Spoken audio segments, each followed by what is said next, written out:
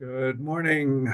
I'm Eric Blank. Today is December 17th, 2025, and this is the Commissioners' weekly meeting. I have a couple preliminary matters. First, it is with a heavy heart that I share the news that our friend and colleague Pam Fishhaber passed away late last week. Pam was the PUC's Deputy Director of Public Safety, a role she served in since 2018. She started her career at the PUC in 2000, served as an engineer in training, then as an engineer, before taking on a management role overseeing pipelines, rail, and transportation.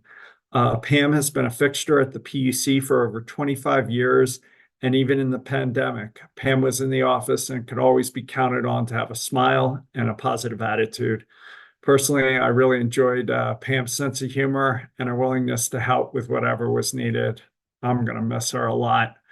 And just so everyone knows, the PUC is planning a remembrance event for Pam sometime likely in January. Details will be forthcoming. So I don't know, Commissioner Gilman, anything you'd like to say? Yeah, thanks, Chairman. Just add to your comments and just the sadness we feel in losing Pam, and our condolences to her family and friends. It was really a pleasure to work with Pam over the years and brought a smile to everyone's face. And we will miss her dearly, and certainly just thinking of her family and friends in this time. Commissioner Plant, anything you'd like to add?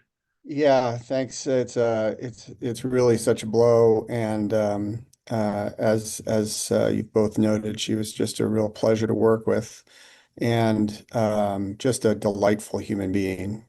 She took her work here really seriously, and really committed herself to improving the state, and but she was always just so joyful and friendly and kind, and she'll truly be missed here at the PUC.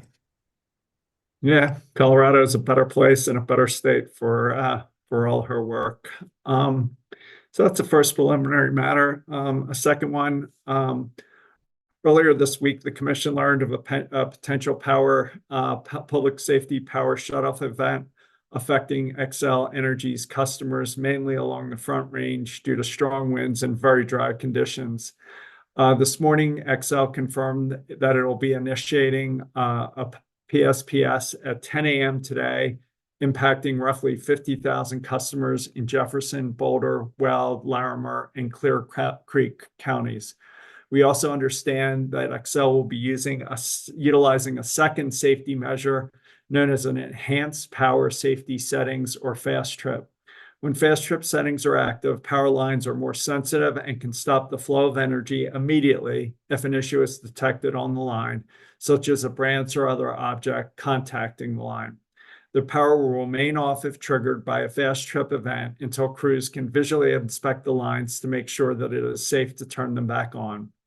In addition to these preventive measures, outages are very likely simply due to the severity of this wind event, which will likely result in down power lines. Although I'm told the company has over 100 crews standing by, restoration times are likely to be longer than normal due to the number of outages and the safety checks that accompany the restoration process. Right now, Xcel's focus should rightly be on executing this shutoff along with the power losses due to the storm in a way that maximizes and protects public safety. Once this event is concluded, however, I'd like staff to review what went well and what didn't. As most residents of the Front Range will recall, this is the second shutoff event held by Xcel. The first occurred in April of 2024 during another high wind storm event. The PUC required the company to make multiple improvements following that event, and I'd just like to know how the company has performed. I'd also ask staff to continue prioritizing the drafting of permanent rules on PSP events. And lastly, I'd like to receive a presentation on the bi-monthly reports being submitted by the company following our approval of the wildfire mitigation plan. In the meantime, good luck to the company. Everyone stay safe and Godspeed. So, Commissioner Gilman, anything you want to add on that? And I'm in the office because I suspect my house will not have power today. Yeah, no, I appreciate you bringing it up. I mean, obviously, this is a pretty notable event, especially for the customers whose service will be interrupted. And as you pointed out, we had identified several areas of improvement based off the previous PSPS. So I certainly hope the execution proves more successful in several of those key areas, including really crucial communication, especially with emergency management entities and customers themselves. As in our last PSPS, a plant shut off resulted in several consequential shutoffs due to the wind event itself, and left a lot of customers just wondering when their power would be back, if it was still the PSPS. And so certainly hope there's a lot of lessons learned from the first event, that the communications and restoration will be improved off of the first experience, and really hoping everyone stays safe and kind of properly plans for this unfortunate event. But as we see these major windstorms and really unseasonably hot and dry weather, really this whole fall into winter, really unfortunate weather circumstances for fire risk, now leading all the way into winter, which is really sad to see and unfortunate, but certainly hoping the execution goes smooth and folks are as inconvenienced as little as possible. Well, so far the broader notice seems to be going better and is more widespread, but here's hoping for the best. Commissioner Plant, anything you'd like to say? Yeah, no, I think this is our second experience with this. I think a number of things obviously already have improved in terms of public notification and awareness of the public. People still don't know what exactly to expect, but they're aware. they're aware. They're aware. So I think, as we, every time we have one of these experiences, hopefully we can learn a little bit and continue to improve. The one thing I would sort of send as a message to folks is that, sometimes at least what we observed in the last PSPS was it took quite a bit of time to get re-energization to happen. And by the time, while that was happening, the weather was actually pretty nice. And a lot of people were left going, why is my power still out? It's gorgeous out. There's no wind. And so it's the re-energization, and the time frame for ensuring that the lines are all clear and safe as they re-energize, and hopefully that can happen more quickly this time. But I look forward to us sort of learning what we can from this experience and continuing to improve. Thank you both. And again, here's hoping for the best. Commissioner Gilman, any other preliminary matters? Are you ready to approve the consent agenda as presented? No, I think just a brief note on our commissioner information meeting from yesterday. Just again wanted to thank the staff for putting together a really helpful summary of what they learned, especially from outreach to large customers particular. And just wanted to note, really look forward to an opportunity to follow up on that. Maybe it's next month. First of all, to look at really some of the issues with missed timelines and correspondence and execution on the part of Public Service Company of Colorado in really looking to serve those large customers, and also how we better cast a wider net to better understand the customer experience and trying to get energized for a wider array of customers of different sizes. So just thought the presentation was very helpful in understanding the situation, but clearly gives us several to-dos on following up on some really some unsatisfactory performance that we'll want to be watching and getting better updates on. Yeah, no doubt. I appreciate you raising it. And I almost wouldn't mind having an even broader conversation. We still owe a response to the governor's letter from almost a year ago. And I would like to have a conversation sort of about the state of regulation in Colorado now that we're through the JTS and the DSP, where we're headed. Is this on track? Is this not on track? And, see if we can,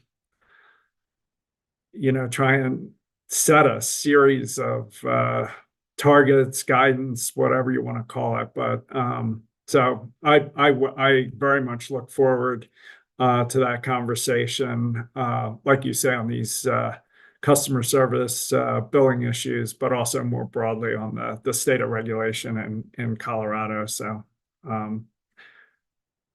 and I'd like to find a time in January, start the new year off somehow doing that. So I don't know if you have anything to add to that, if it's too broad for you, but turn it back to you, Commissioner Goman, and then turn to Commissioner Plant. No, I think that works. Just wanted to flag, we didn't have a lot of discussion after the presentation yesterday, and I think it really does deserve some discussion, because several key aspects need to be improved and need to be better tracked, especially to fulfill, a lot of different legislative goals related to energizing people quicker, being more responsive to economic development, several of which really directly relate to the company's ability to properly correspond, calculate, and interact with these potential new customers, which look to have some problem areas for sure yesterday. Aside from that, I have nothing, and I would vote to approve the consent agenda. Well, I'll commit to come back in January. I'll work with the team, advisors, and council, and see if I can suggest some ways to structure the type of conversation we're both starting to brainstorm around. Wherever you want to go, Commissioner. Yeah, no, I love that idea of sort of a series of bigger picture, looks at the status of loads and resources, some of the tools that we're putting in place, and how these are going to work together, or we hope that will work together in order to maintain affordability and meet the needs of the state. I think that's a great idea. And I would also vote to approve the consent agenda. As would I. So the consent agenda is approved, and we'll jump to item number 1. Notice of proposed rules on TNCs. Mr. Riley, Ms. Harper, this one's been a minute coming. Good morning, Commissioners. Nate Riley with Transportation Staff, along with Ruthie Harper of your Commission Council. Today, we would like to bring forward a Notice of Proposed Rulemaking, or NOPR, which proposes amendments to the Commission's Rules for Transportation Network Companies, or TNCs. In May 2025, the Colorado General Assembly passed House Bill 25-1291, which included provisions specifically aimed at preventing incidents involving an individual impersonating a legitimate TNC driver. An individual engaging in this behavior is also referred to as an imposter driver. Governor Polis ultimately vetoed House Bill 25-1291, but due to the safety concerns related to imposter drivers, amendments to the current TNC rules were explored in order to specifically prevent and deter this conduct, ensuring the safety of the traveling public. Data sharing involving imposter drivers between licensed TNCs has also been considered as a potentially mitigating factor. In addition, the TNC rules were reviewed to expand the transparency and availability of refusal of service reports, which TNCs are responsible for submitting to the Commission on an annual basis, with appropriate considerations for PII normally included in such reports. Staff has held multiple stakeholder meetings leading up to the introduction of this NOPR, most notably a meeting involving both TNC and non-TNC stakeholders on October 27, 2025. Several verbal comments and written comments were received by staff, which are referenced within the NOPR. At this time, we're happy to answer any questions you may have, or if you like, we can provide a recommendation. No, we'd welcome a recommendation. It is recommended that the Commission open a Notice of Proposed Rulemaking in regards to the aforementioned amendments to the Transportation Network Company rules, and refer the matter to an ALJ. Commissioner Gellman. Thanks, Mr. Riley. I appreciate it. I would support your recommendation and just wanted to note that this is an important step in ensuring accountability for the imposter driver potential, really by ensuring responsibility of the platforms, of the drivers with accounts, as well as the imposter drivers themselves to really curb this conduct and enhance safety for the riders, as you mentioned. So I think this is a very helpful step forward to ensure that we have kind of accountability across the board for this. So I agree with your recommendation and best of luck proceeding with the rulemaking. Commissioner Plant, I also agree. as do I, and that can be an ABC decision, opening a rulemaking, issuing a NOPR, and propose rules and referring the matter to an ALJ. So thank you, Mr. Riley. Nice job. Thank you, Commissioners. Proceeding number 20A-0345E, Mr. Davis, Ms. Rosati. Good morning, Commissioners. I'm Ron Davis of the Commission's advisory staff. At the November 5th weekly meeting, I presented the unopposed motion to reopen proceeding and amend settlement agreement that was filed by Public Service Company of Colorado on September 12th. Through the motion, Public Service seeks to correct an error relating to the jurisdictional wholesale allocation approach set forth in the settlement that was reached in this proceeding and approved by the Commission. Public Service states in the motion that the company has determined that the splitting of economic development rate-related costs between retail and wholesale, as established in the EDR settlement, is not permitted under its FERC-approved wholesale transmission and production tariffs. Public Service requests that the Commission approve a modified settlement agreement that strikes the related provision in Section 10 of the EDR settlement. The change will cause all EDR costs and revenues to be allocated to the company's retail customers. Public Service states that result will be consistent with FERC tariffs and precedent. In addition, the modified EDR settlement will cause future EDR customers to pay the Purchase Capacity Cost Adjustment, or PCCA, and the Transmission Cost Adjustment, or TCA, instead of being exempt from those two charges. This is a modification to Section 5B of the EDR settlement. And finally, Public Service asks through the motion to approve an amendment to the EDR contract with QTS and to authorize the company to amend its non-standard EDR agreement with QTS by filing notice with the updated agreement into Commission Proceeding number 23A-330E. Chair Blank offered his thoughts on the motion at the November 5th meeting and made proposals for the full bench to consider when the matter would return to a future meeting agenda. The two decision points stemming from the motion itself are whether to reopen this proceeding and whether to grant the motion. So maybe I'll jump in with a more specific recommendation than I offered at the prior CDM. So for me, I'd grant the motion in part and deny it in part. In attachment A, amending the settlement agreement, the company asks us to approve the following language: recognizing House Bill 18-1271's intent that the company have the ability to offer EDRs to new and expanded customers, Public Service will leave its standard EDR program open.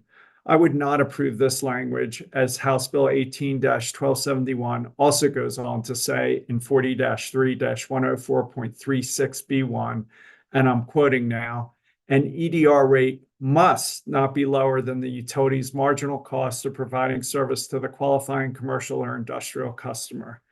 In determining marginal costs, we now have current generation and transmission cost estimates from both the NTP and the JTS processes that, at least for me, raise real concerns that the marginal cost of serving EDR customers may now be above the actual customer revenues received under the EDR rate, even with the inclusion of the TCA and PCCA costs in the EDR rate.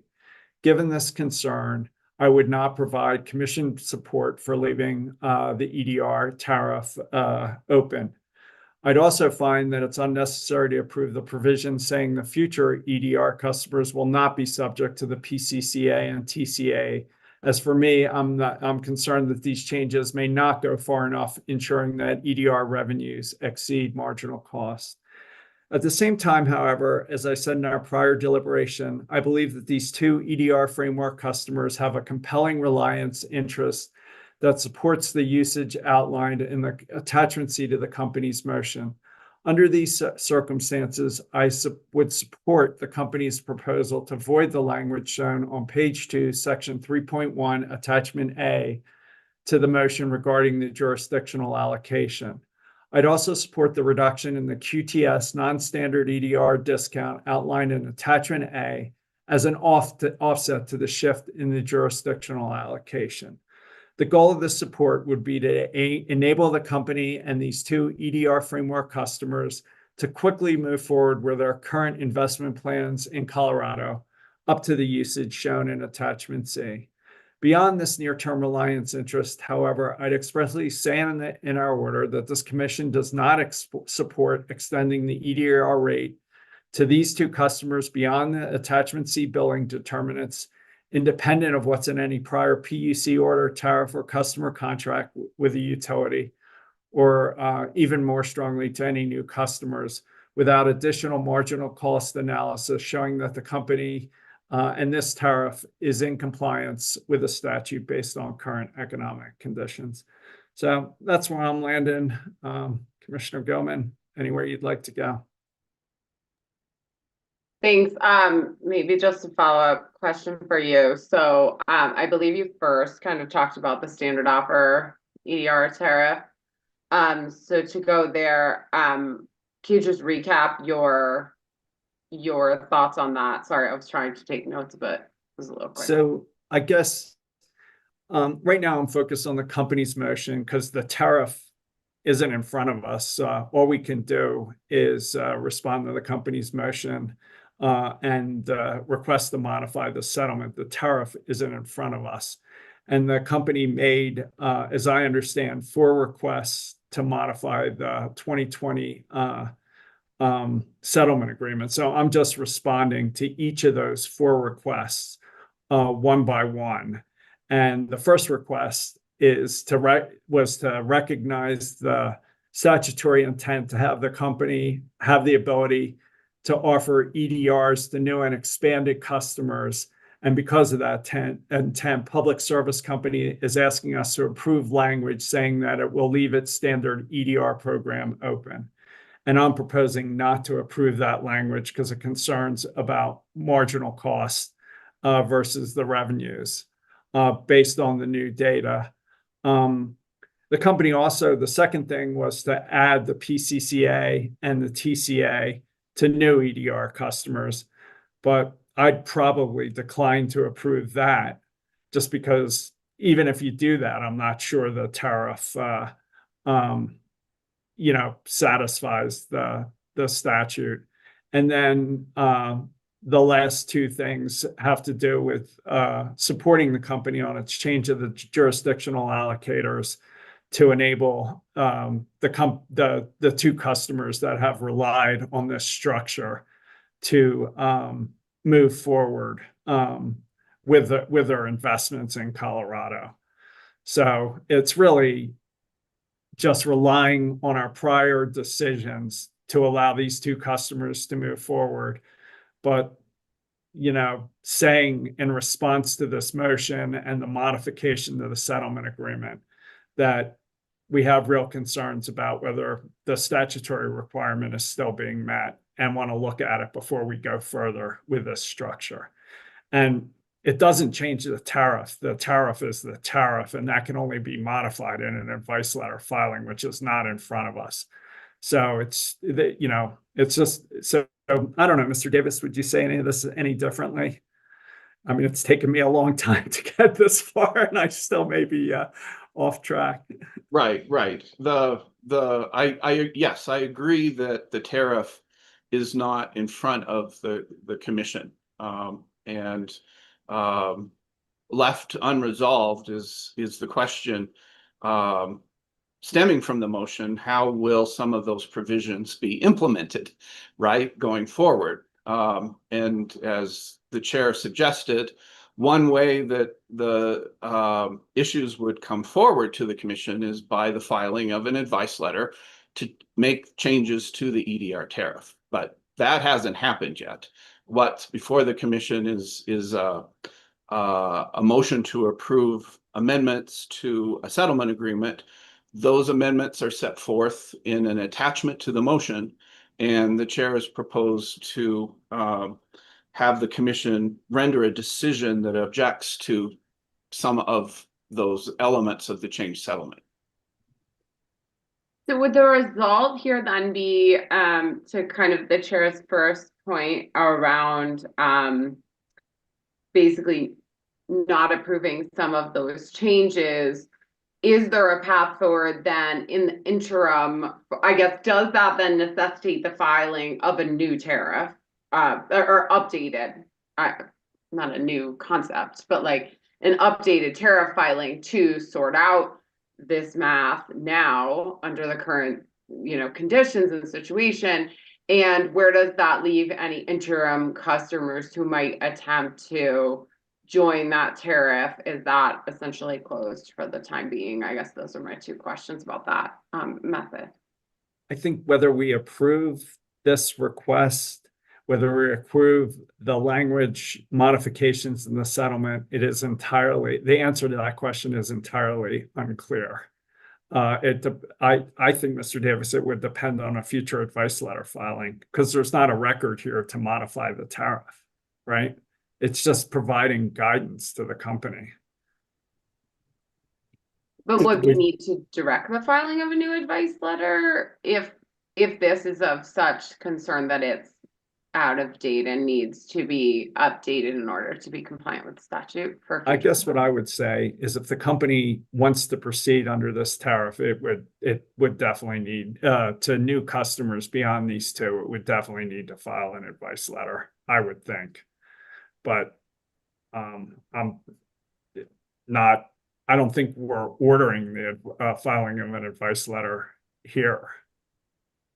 If I But that understand, may be what's necessary to have new customers join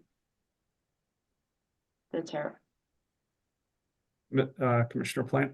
yeah, just a quick question. If I understand correctly, I mean, we have a tariff that the company can offer, but they can only offer it if that tariff is less than the marginal cost, if the marginal costs don't exceed the tariff. Well, So but there's a prior process that said, based on the 2023 facts and circumstances, that it did right, comply with that standard. So the question is, how far are we willing to extend that prior finding?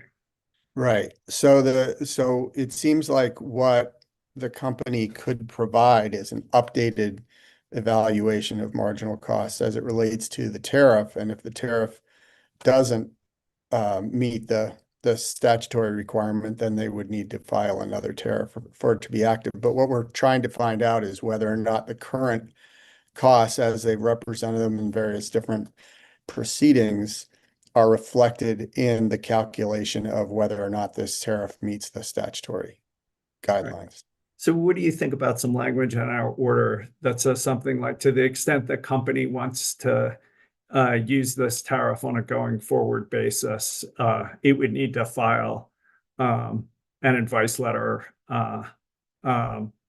showing that marginal costs were still below the revenues from these customers, something like that. Would you support adding language to the order like that, Commissioner Plant? Yeah, I mean, I think that's kind of the trigger, right? I mean, Yeah. we're saying we're not convinced that this exceeds the marginal costs because we're using old numbers. Show us what it looks like with the new numbers, and if it doesn't, then you need to file a new tariff so we can reflect that new condition. Does that work for you, Commissioner Gilman? Yeah, I think that's responsive to my questions about like where we go next and how this works. I mean, it's been a pretty extraordinary 2.5 years in terms of the costs and estimated capital spending that we're seeing for these utilities. So this has been anything but a typical time, especially with tariffs and removal of federal support for renewables. I mean, the costs I think we're expecting look very significant. So certainly seems like a reexamination might be appropriate. Does that sound like it worked? Yeah. I mean, that would work with me, and I just qualify it to the extent the company wants to use this tariff going forward. We'd request another examination of marginal cost versus EDR revenue. Ms. Rosati? Yeah, I'd just like to take a moment to point out that under the settlement agreement approved in this proceeding, the company is required to file kind of an updated long-term marginal cost analysis every 2 years, whether that happens in a phase 2 proceeding or whether that looks like a different kind of filing. And so just wanted to be sure that you are aware of that requirement when you're considering kind of an update to these numbers. And when was the last one filed, and are they in compliance with that requirement? The last one was filed with the 2023 phase 2 rate case, which is I think where you're looking at the numbers from that one. So I think we are expecting some kind of filing early next year. And again, this would be the first time that Public Service would file this updated analysis outside of a rate case. So we're not sure exactly what shape that filing would be in. But do you know if the filing was in this current rate case? I haven't looked. It was not, because this is the current rate case that we'll talk about later this morning is what we call a phase 1 rate case. And so its purpose is to set an overall revenue requirement. The settlement that Ms. Rosati is referencing specifically points to future phase 2 rate cases, and that's not part of the case before the commission now. Mr. Davis, I think we requested them to do a combined phase 1, phase 2 filing, but they just chose to do phase 1. Is that correct? I don't believe that there was a requirement on the electric side to file a combined case. I think you're referencing language that suggested that it makes sense to do that because of issues that were raised in the last case. For instance, there were talk about things like cost categorization for an overall revenue requirement calculation on the electric side, but the commission did not go so far as to say it must be combined.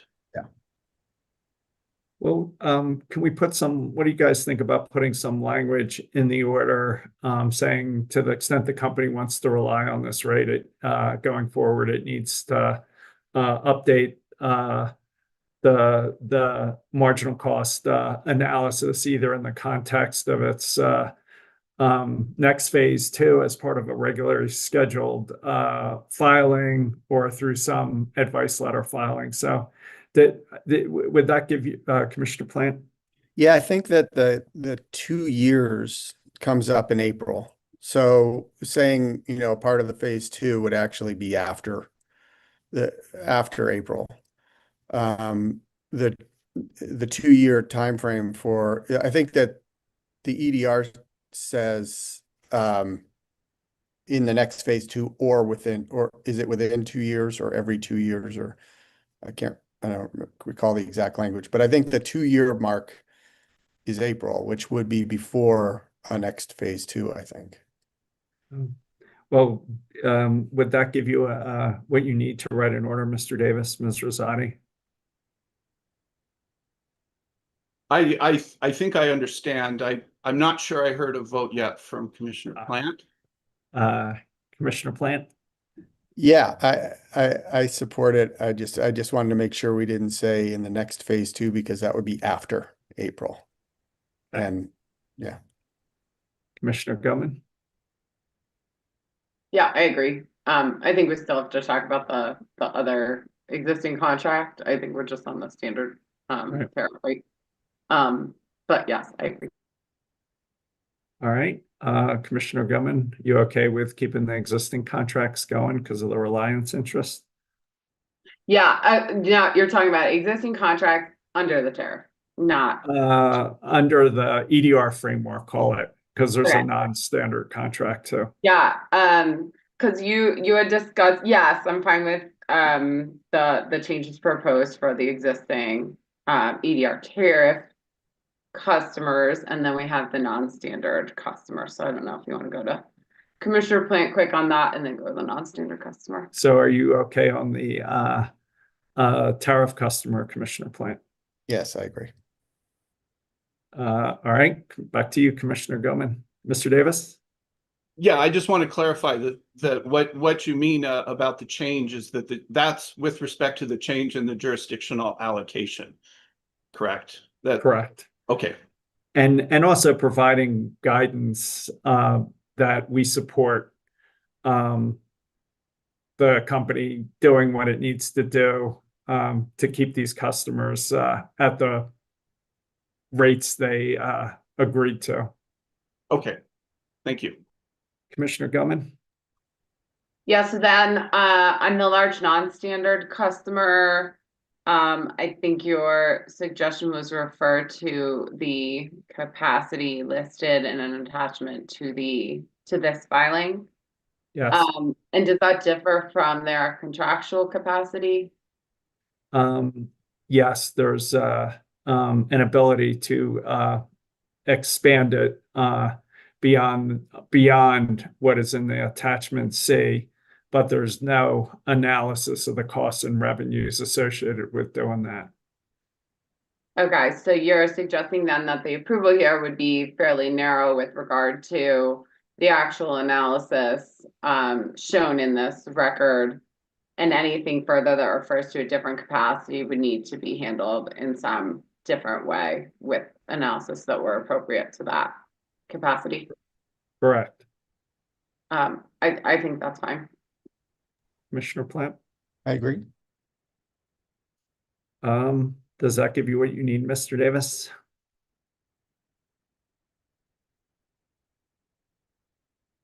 Oh, you're muted. Sorry. I think so. Does the commission want to speak to the company's request for authorization to file a notice with the updated agreement in the EDR QTS proceeding? I would support that notice for filing. Yeah, I think that's fine. Commissioner agree. Plant. Okay, thank you. I think I have what I need on that point. And are you guys okay if this is an ABC order? Yeah. Commissioner Yes. Plant? Does that work for you, Mr. Davis? I think so. It might make sense to have a TBC review to make sure that we've captured correctly the proposal to implement your recommendation, that to the extent the company wants to use this on a going forward basis. That's something new for us today, and it might make sense for this to be TBC because of that addition.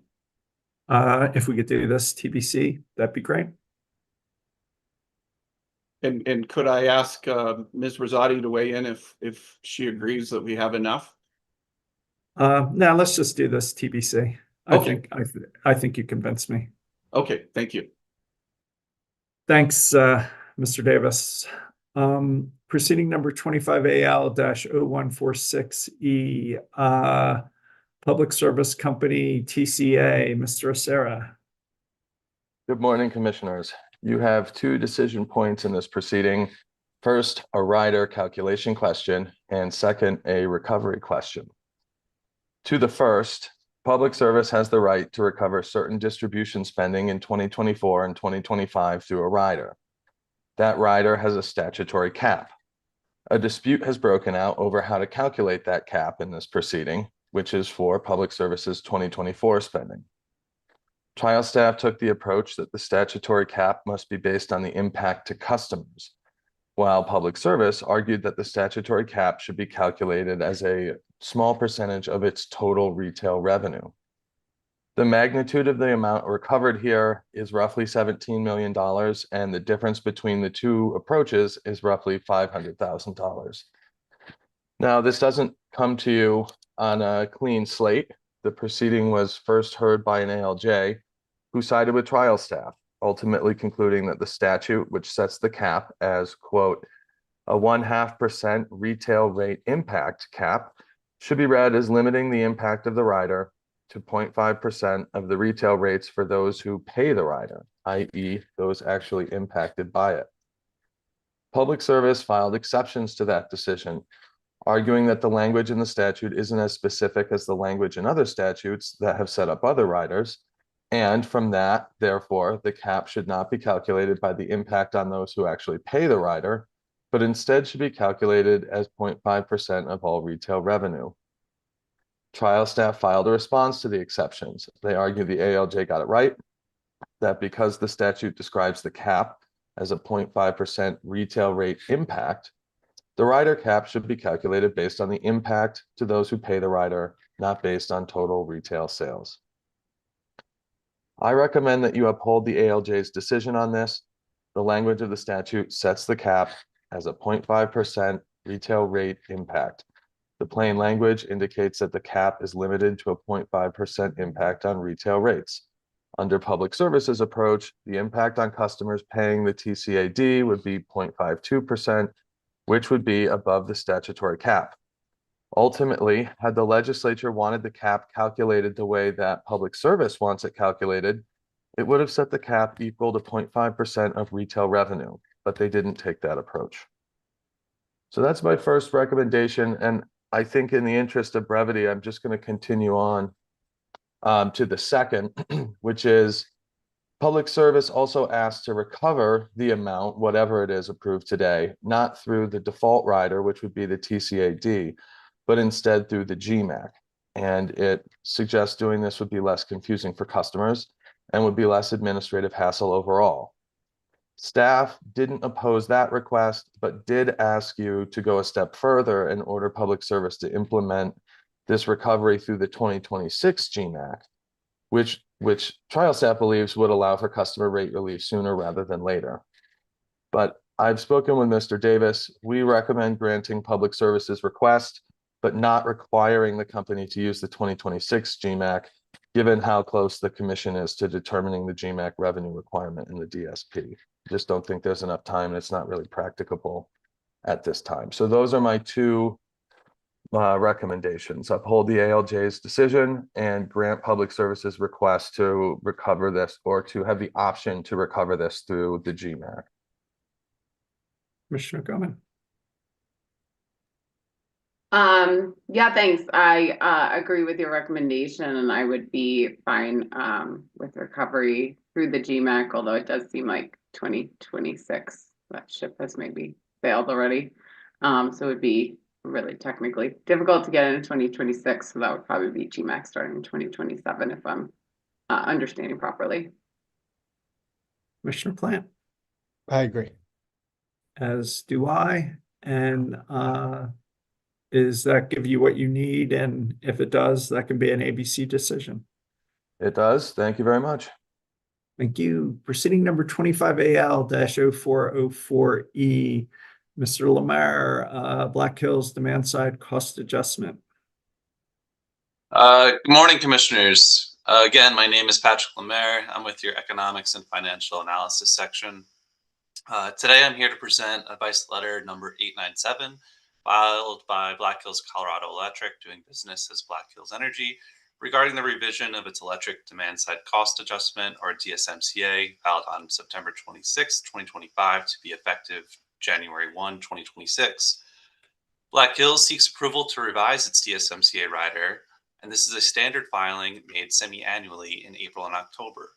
The October filing before you updates the DSMCA to reflect the approved budget for the next year, and has an updated projected sales revenue forecast, with the DSMCA calculated to recover those costs over 12 consecutive billing months beginning at the start of the year. The proposed DSMCA rate is 3.18%, which represents an increase of about 0.25% from the existing DSMCA rate of 2.93%. The company states that this change is primarily driven by a reduction in projected sales revenue, combined with a slight decrease in DSM and beneficial electrification budgets for 2026. The DSMCA components reflected in the tariff include projected DSM program cost, a DSM true-up, and a financial disincentive offset. Also included is the performance incentive and BE program costs, including a true-up there. Based on the proposed DSMCA, Black Hills states that the average residential customer monthly bill under the rate would increase by about 30 cents or 0.24%, while the average small commercial customer bill would increase by roughly 99 cents, or again, by 0.24%. The DSMCA is formulaic in nature, and staff has reviewed the calculations and supporting documentation submitted with the advice letter and found no issues. I will pause here for any questions or discussion, or can proceed to a staff recommendation. Yeah, if you can go to your recommendation, that'd be great. Staff recommends the commission take no action and allow the advice letter to go into effect by operation of law. Commissioner Goman, I agree. Commissioner Plant, I agree. as do I. Thank you, Mr. Lemaire. Proceeding number 25A-0415E, Ms. Marcella, Mr. Haglin, TEP adjustment for public service. Good morning, Commissioners. My name is Kayla Marcella, and I'm with Commission staff here to present on proceeding 25AL-0415E. On October 1st, 2025, Public Service filed advice letter number 1994 to increase its TEPA rider to be effective January 1st, 2026. Each year, Public Service is required to make an advice letter filing on October 1st to update the rates reflected in the TEPA rider based on the Transportation Electrification Plan revenue requirement for the following year. The company's filing in this advice letter aims to recover the TEP revenue requirement for 2026 and the 2024 Equity PIM Award and true-up amounts for 2024. In the filing, the company asserts that aside from rate changes for the revenue requirement and true-up, there were no changes to the terms or conditions or textual changes to the tariff. The Commission approved the company's 2024 to 2026 TEP in decision number C24-0223. According to the filing made by the company, the 2026 TEPA net revenue requirement is approximately $62 million. This net revenue requirement reflects an increase of approximately $26 million from the 2025 revenue requirement. In addition, Public Service reports a total true-up adjustment of approximately a negative $11.2 million, which reflects an overestimated 2024 revenue requirement and under-collection of an estimated 2024 revenues and interest on the over-recovered balance. Finally, the 2026 TEPA net revenue requirement includes $119,800 for the company's equity performance incentive mechanism for 2024. That is now discontinued. The increase in the 2026 revenue requirement results from the Commission-approved 2024 to 2026 TEP budget, along with a true-up for the overcollection of 2024 and an award resulting from the equity PIM approved by the company's first TEP. The Commission has discontinued the company's equity PIM in approving the company's second TEP. Excuse me. The company estimates that the bill impact of this filing will be an average residential bill increase of 37 cents per month, or a 0.36% increase on the average bill, and an average small commercial bill increase of $1.30 per month, or a 1.01% increase on the average bill. The company also filed an amended advice letter in this proceeding to adjust the billing determinants for the secondary general and primary general customers that were affected by changes that resulted from proceeding 24AL-0377E. In addition to this advice letter, Public Service filed a motion for the Commission approval requesting alternative forms of notice that will apply to the company's filing of advice letter 1994. The Commission granted this motion approving the alternative forms of notice. I will pause here if there are any questions, or I can proceed with a recommendation. Now, if you can go to your recommendation, that'd be great. Staff recommends that the advice letter take effect by operation of law. Commissioner Goman, Thanks, I agree. Commissioner Plant, Sorry. I agree. As do I. Thank you, Ms. Marcella. Back to you, Mr. Lemire. We got 25 AL 0416E and 0417G gas and electric DSM CAs for public service. Take them together, separate, whatever you wish. Great. I'm going to take them separate. I'll try to be brief, starting with the electric side. So starting with electric, I'm here to present advice letter number 1995, filed by Public Service or PSCO in proceeding number 25AL0416E to revise the electric DSMCA, requesting to become effective January 1, 2026. Again, this is the company's standard DSMCA e-filing, which is filed to recover the forecasted costs of implementing the commission-approved DSM and BE plan. And also included is the Clean Heat Plan proceeding costs, which are to be requested to be recovered through the DSMCA mechanism. I'll note that PSCO splits proposed recovery of the Clean Heat Plan expenses between both its electric and gas DSMCAs. For 2026, the company states that the filing reflects the approved budgets for the DSM and BE, as well as the CHP or Clean Heat Plan implementation. Specifically, the company reports an approved DSM and BE budget with flexibility of approximately $136.5 million for the electric Clean Heat Plan budget. This includes $15.9 million for non-revenue requirement costs, plus an annual revenue requirement of approximately $15.8 million in Vertical 1 and Vertical 2 rebates. Also included is a 2024 DSM true-up, the disincentive offset, and a performance incentive as approved by the company's most recent April 1 DSMCA e-filing. The company calculates the overall effect of this filing as a net annual revenue increase of $23.8 million compared to last year. Turning to rates and bill impacts, this filing increases the DSMCA-E for all major rate classes. Based on average expected monthly usage, rate classes can expect an increase in bills ranging from 0.67% to 1.45%. I want to also note that the company amended its filing to incorporate changes associated with the time of use proceeding, specifically adjusting the billing determinants used to reflect the shift in time of use hours in the summer. The DSMCA-E is formulaic in nature. Staff has reviewed the calculations and supporting documentation submitted with the advice letter and has found no issues that would warrant additional action. I'll pause here for any questions or discussion, or can proceed to my recommendation. Yeah, if you go to your recommendation, that'd be great. Staff recommends the commission take no action and allow advice letter number 1995 to go into effect by operation of law. Commissioner Gilman. I agree. Commissioner Plant. I agree. As do I. Next, I'll move on to the gas side for public services DSMCA-G.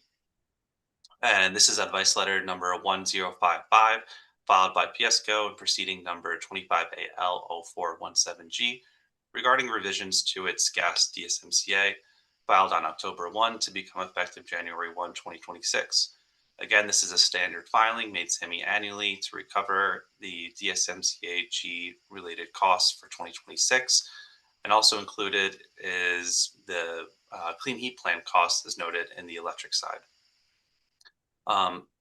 In the filing, PSCO proposes to recover a DSMCA-G revenue requirement of $80.4 million, comprised of $48 million for the DSM and BE components, while $32.3 million for the Clean Heat Plan components, including Clean Heat non-rebate component and Clean Heat rebate components, and additionally a true-up. For a little bit more discussion on the CHP portion, a key driver of that component is the company's forecasted Vertical 1 and Vertical 2 rebates.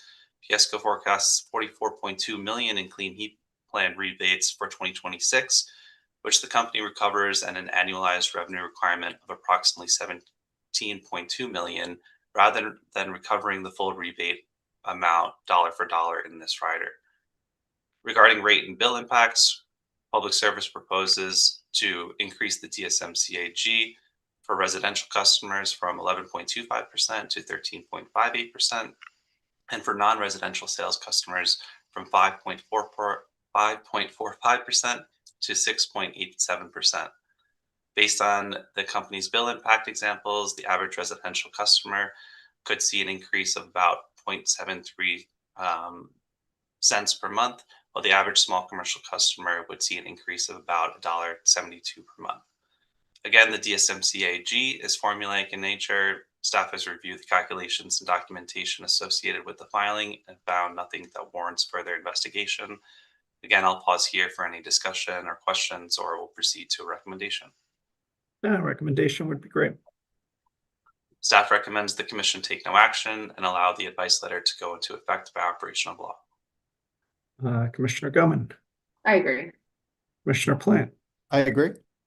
as do I. Thank you, Mr. Lemaire. Proceeding number 25AL-0465G. I'm told we're going to table that one to a future CWM. So let's jump to 25AL-0467G. Mr. Lemaire, back to you. You're ubiquitous. Yeah, still here. Thank you. So moving on to the next item in today's agenda is advice letter number 635, filed by Atmos Energy Corporation, seeking to revise its Clean Heat Plan Cost Recovery Rider, or the CHP rider. This filing was submitted on November 3rd, 2025, and proposes to update the rider to become effective January 1, 2026. Atmos filing revises its original CHP rider to implement the updated charges. The company states the revised CHP rider rates are intended to recover forecasted 2026 Clean Heat Plan collections totaling $3.176 million and a 2024 Clean Heat Plan true-up amount of approximately $877,000. The company indicates the overall increase in the rider recovery is approximately $1.13 million compared to the CHP rider revenues authorized and collected through the rider in 2025. Under the proposal, Atmos would increase this rider, specifically its volumetric charges for both residential and small commercial and commercial customers. Based on the company's filing on its rate trend report, this can be seen by an increase on the residential side of 46.7% and on the non-residential side of 5.4%. With respect to actual bill impact, at average usage, Atmos indicates the total residential bill impact would be approximately 0.03 cents per month, which equates to about 1.13% to 1.2% increase depending on the division in Atmos. For small commercial and commercial customers, Atmos indicates the total impact of the average bill would increase by approximately 0.2% to 0.43% per month, or basically 0.13% depending on the division again. The CHP rider update is formulaic in nature. Staff has reviewed the tariff sheets and documentation submitted with this advice letter, and based on its review, has not identified anything that warrants further investigation. Again, I'll pause here for any questions or discussion. If there are no questions, I'll proceed to recommendation. If you can get our recommendation, that'd be great. Staff recommends the commission take no action and allow the advice letter to go into effect by operation of law. Commissioner Goman, Thanks, I agree. Commissioner Plant, I agree. as do I. Thank you, Mr. Lemaire, and I think you may be done for the day. Let's see. Number 25AL-0485E, Dr. Von Giordina, Renewable Connect Credit for Public Service. Good morning, and I believe I've got the next three coming for you here. So again, good morning. I'm Nick Von Giordina with your engineering section. Public Service filed advice letter 25AL-0485E on November 14th to update the company's Renewable Connect, or RC, credit. Renewable Connect is a voluntary program where customers may pay a subscription charge on a monthly, 5-year, or 10-year subscription to be assigned RECs to offset 100% of their electricity use and receive a credit on their electric bill. The company is only proposing to change the credit in this advice letter.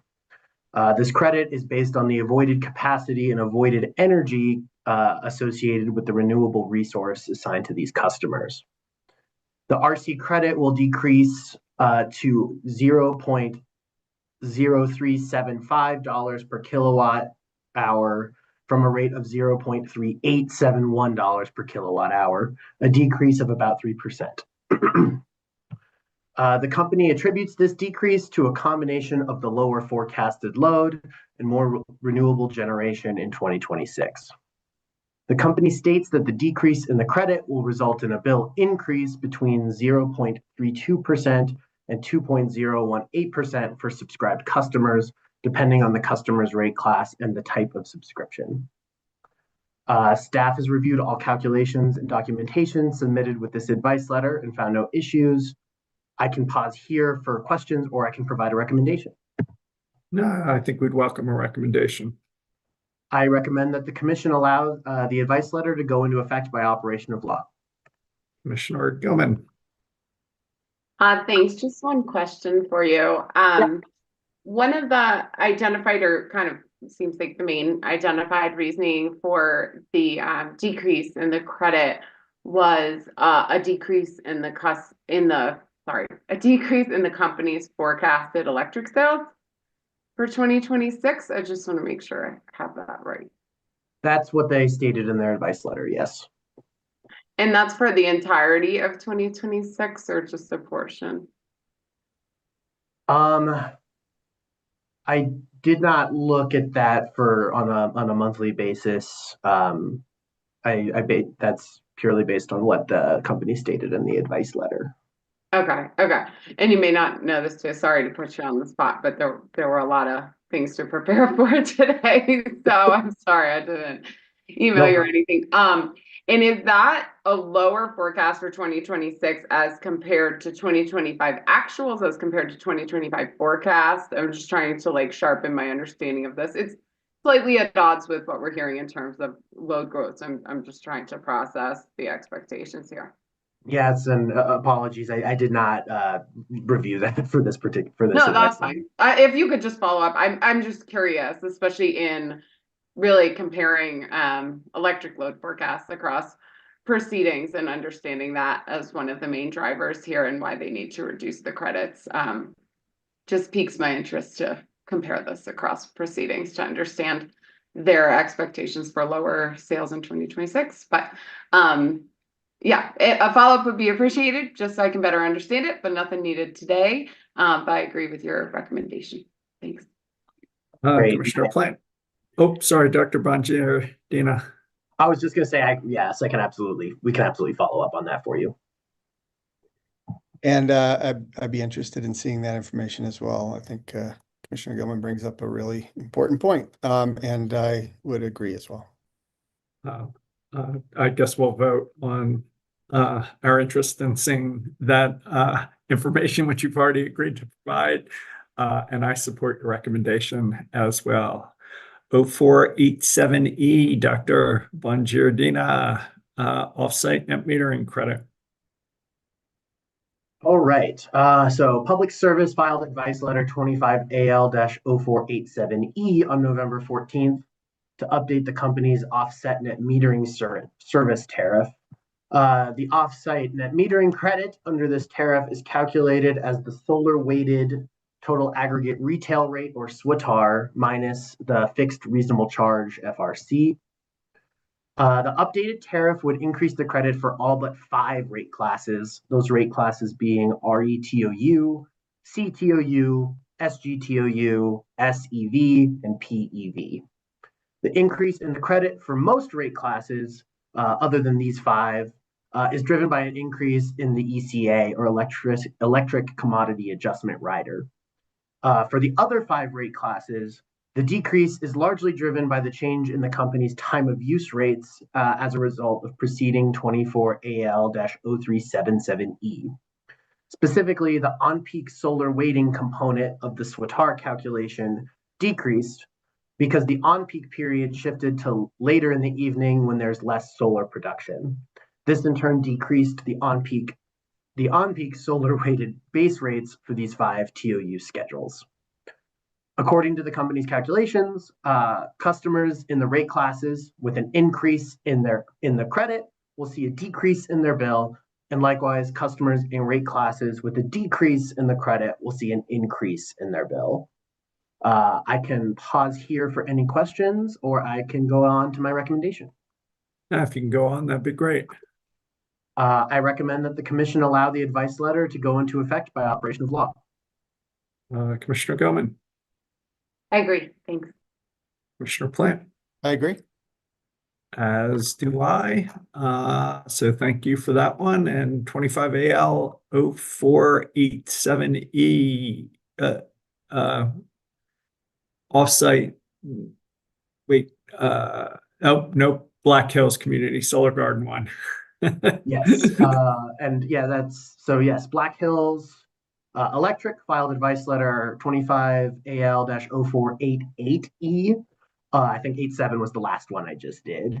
They filed that advice letter on November 17th, 2025 to update the company's Community Solar Garden or CSG credit.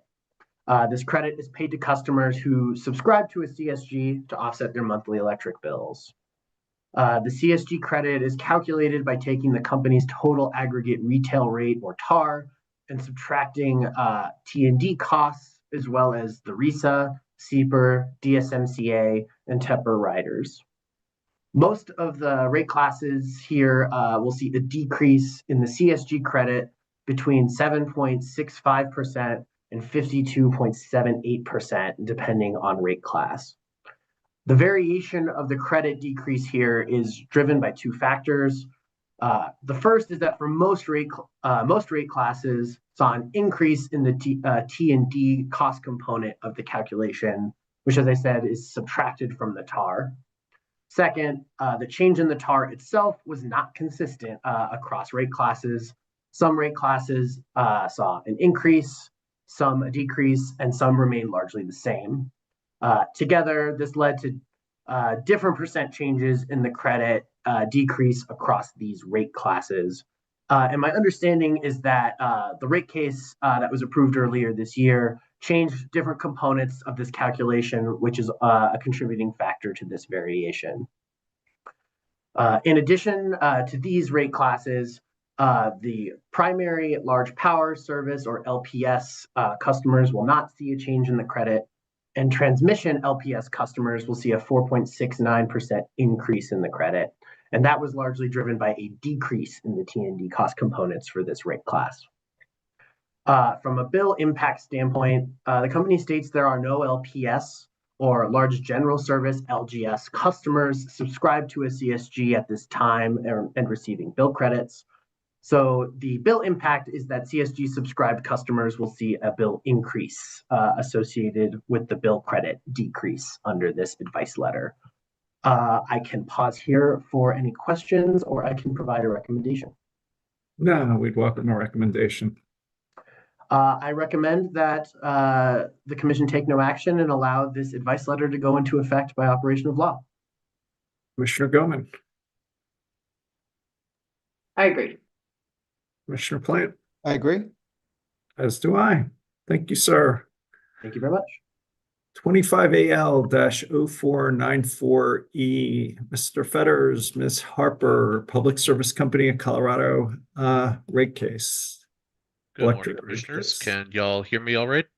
We can. Excellent. I'm Ian Fetters with y'all's advisory staff. On November 21st, Public Service filed advice letter number 2006, commencing a Phase 1 electric rate case. This morning, you have before you procedural decisions around suspension of the tariff effective date, setting the matter for hearing, setting a notice and intervention period, and setting response time for the company's motion for extraordinary protection. I will first provide some background on the company's asks in this case, then move on to those decisions. Public Service requests a $356 million rate increase in this case. This increase is based on an overall base rate revenue requirement of $2.749 billion, a forecasted base rate present revenue amount of $2.223 billion, and is net of the $170 million of roll-in of revenue currently being recovered in the Transmission Cost Adjustment, or TCA, and its associated distribution rider component, the TCAD. The case is supported by 22 witnesses. The rate increase would be delivered via a general rate schedule adjustment, or GRSA, for most rate classes, and an energy billed variant called the GRSA-E for residential and small commercial customers. The rate change would result in a bill increase of 9.93% for typical residential customers and 9.48% for typical small business customers. The company's rate request is based on a test year ending December 31st, 2025. Public Service notes that its forthcoming gas rate case will also utilize the same 2025 test year. At this time, the test year's capital information is based on 6 months of actuals and 6 months of forecast. Its O&M expense is based on 12 months ending June 30th, plus known and measurable adjustments. And its revenue is based on 6 months of actual sales data and 6 months of forecast. The test year's rate base is calculated based on a year-end balance methodology. Public Service also filed an informational historical test year for the 12 months ending June 2025. The rate request is based on a weighted average cost of capital, or WACC, of 7.46%, featuring a return on equity, or ROE, of 9.8%, cost of long-term debt of 4.55%, cost of short-term debt of 5.9%, and a cap structure with 55% equity. Public Service emphasizes that the 9.8% ROE is below the range supported by its ROE witness Bulkley, and says that it selected this ROE to reflect the Commission's preference for gradual movements in ROE and the unique circumstances of 2 Public Service rate cases occurring together. The company requests approval of capital additions since its last rate case, proceeding number 22AL0530E. The company estimates plant additions net of retirements of approximately $3.8 billion, largely consisting of $2.6 billion of distribution investments and $1.4 billion of transmission investments, and partially offset by steam production retirements. The company notes that these transmission costs, while substantial and increasing, have largely been recovered between rate cases in the TCA and so are not a driver of the deficiency in this case. However, the company states the distribution investments are overwhelmingly driving the rate request. Other drivers discussed include the sunsetting of Core Electric Cooperative as a wholesale customer at the end of 2025 and cost deferrals. Regarding coal units, despite the temporary extension of the retirement date for Pueblo Unit 2 being requested in proceeding number 25V0480E, the company is proposing to remove Pueblo Unit 2 from rate base in this case. However, Public Service is requesting to recover the capital and O&M costs associated with the 1-year proposed extension of Pueblo Unit 2 through the Colorado Energy Plan Adjustment, or CEPA.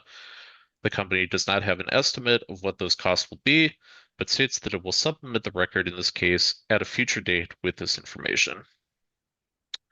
Regarding deferrals, Public Service is proposing the creation of 2 new trackers: a Customer Information System Modernization Tracker, which would track O&M expenses related to replacing the company's legacy billing system, and an Electric Damage Prevention Tracker, which would essentially mimic the existing Gas Damage Prevention Tracker.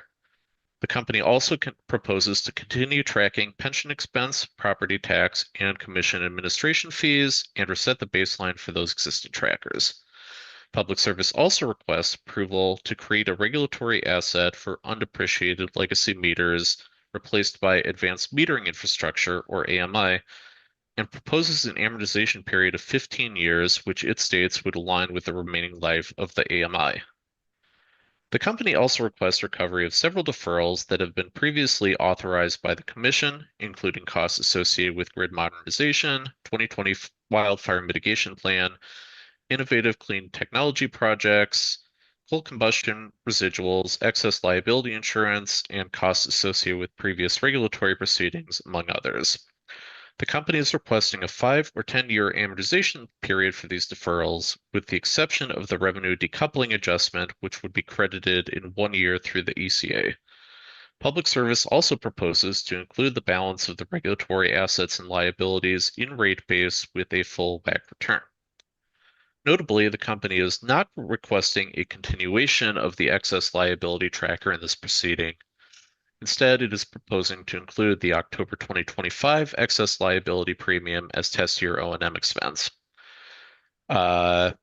Quickly go through a number of other elements in the case. The company has prepared and request approval of a new depreciation study, which would result in an $11.6 million decrease in annual depreciation expense, largely due to average service life of wind generation increasing from 25 to 35 years. The company is proposing programmatic changes and enhancements to its electric affordability program, or EAP, which it states are designed to prevent electricity costs from exceeding 1.5% of household income and eliminate disconnections for participants, and would roughly double participation. The cost would increase by approximately $27 million annually. The company proposes drawing down the existing EAP balance of $15 million in the first year to help fund these enhancements, and additionally proposes to make a one-time contribution of shareholder funds of $5 million to help offset costs of the proposal.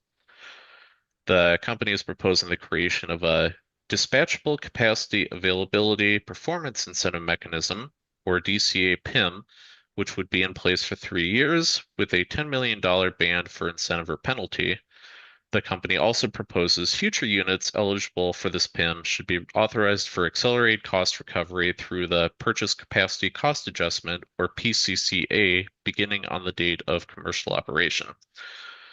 The company requests approval of approximately $2 million of rate case expenses, principally comprised of $1.65 million for outside legal counsel and $225,000 for consultants.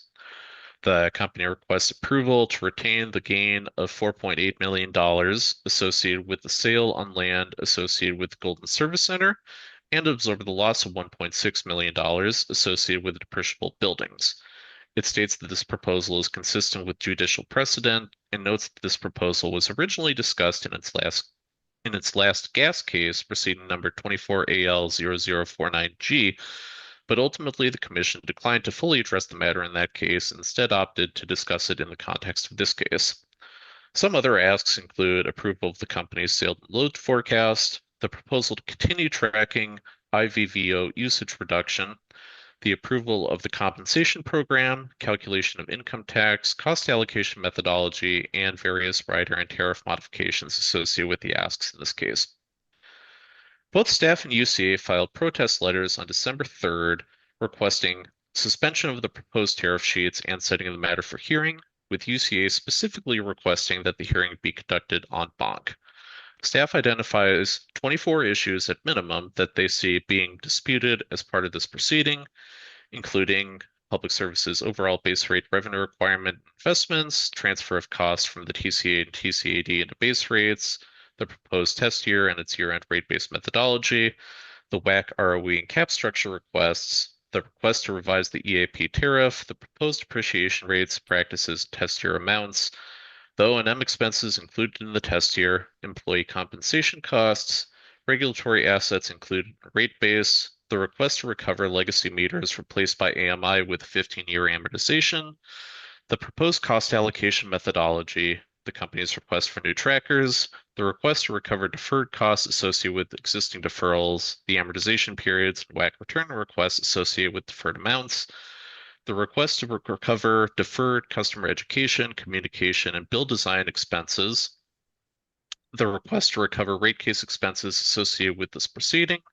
the proposed treatment on the gain on sale on the Golden Service Center, the request for rate changes to take effect through the GRSA and GRSAE, the request to change short-term sales margins for Gen and Prop Book, the request to modify the SEPA to allow recovery of extending Pueblo Unit 2 operations or other coal unit extensions, the request to recover dispatchable generation resources in the PCCA, the request for a DCA PIM, and the request to reset the wildfire adjustment O&M baseline.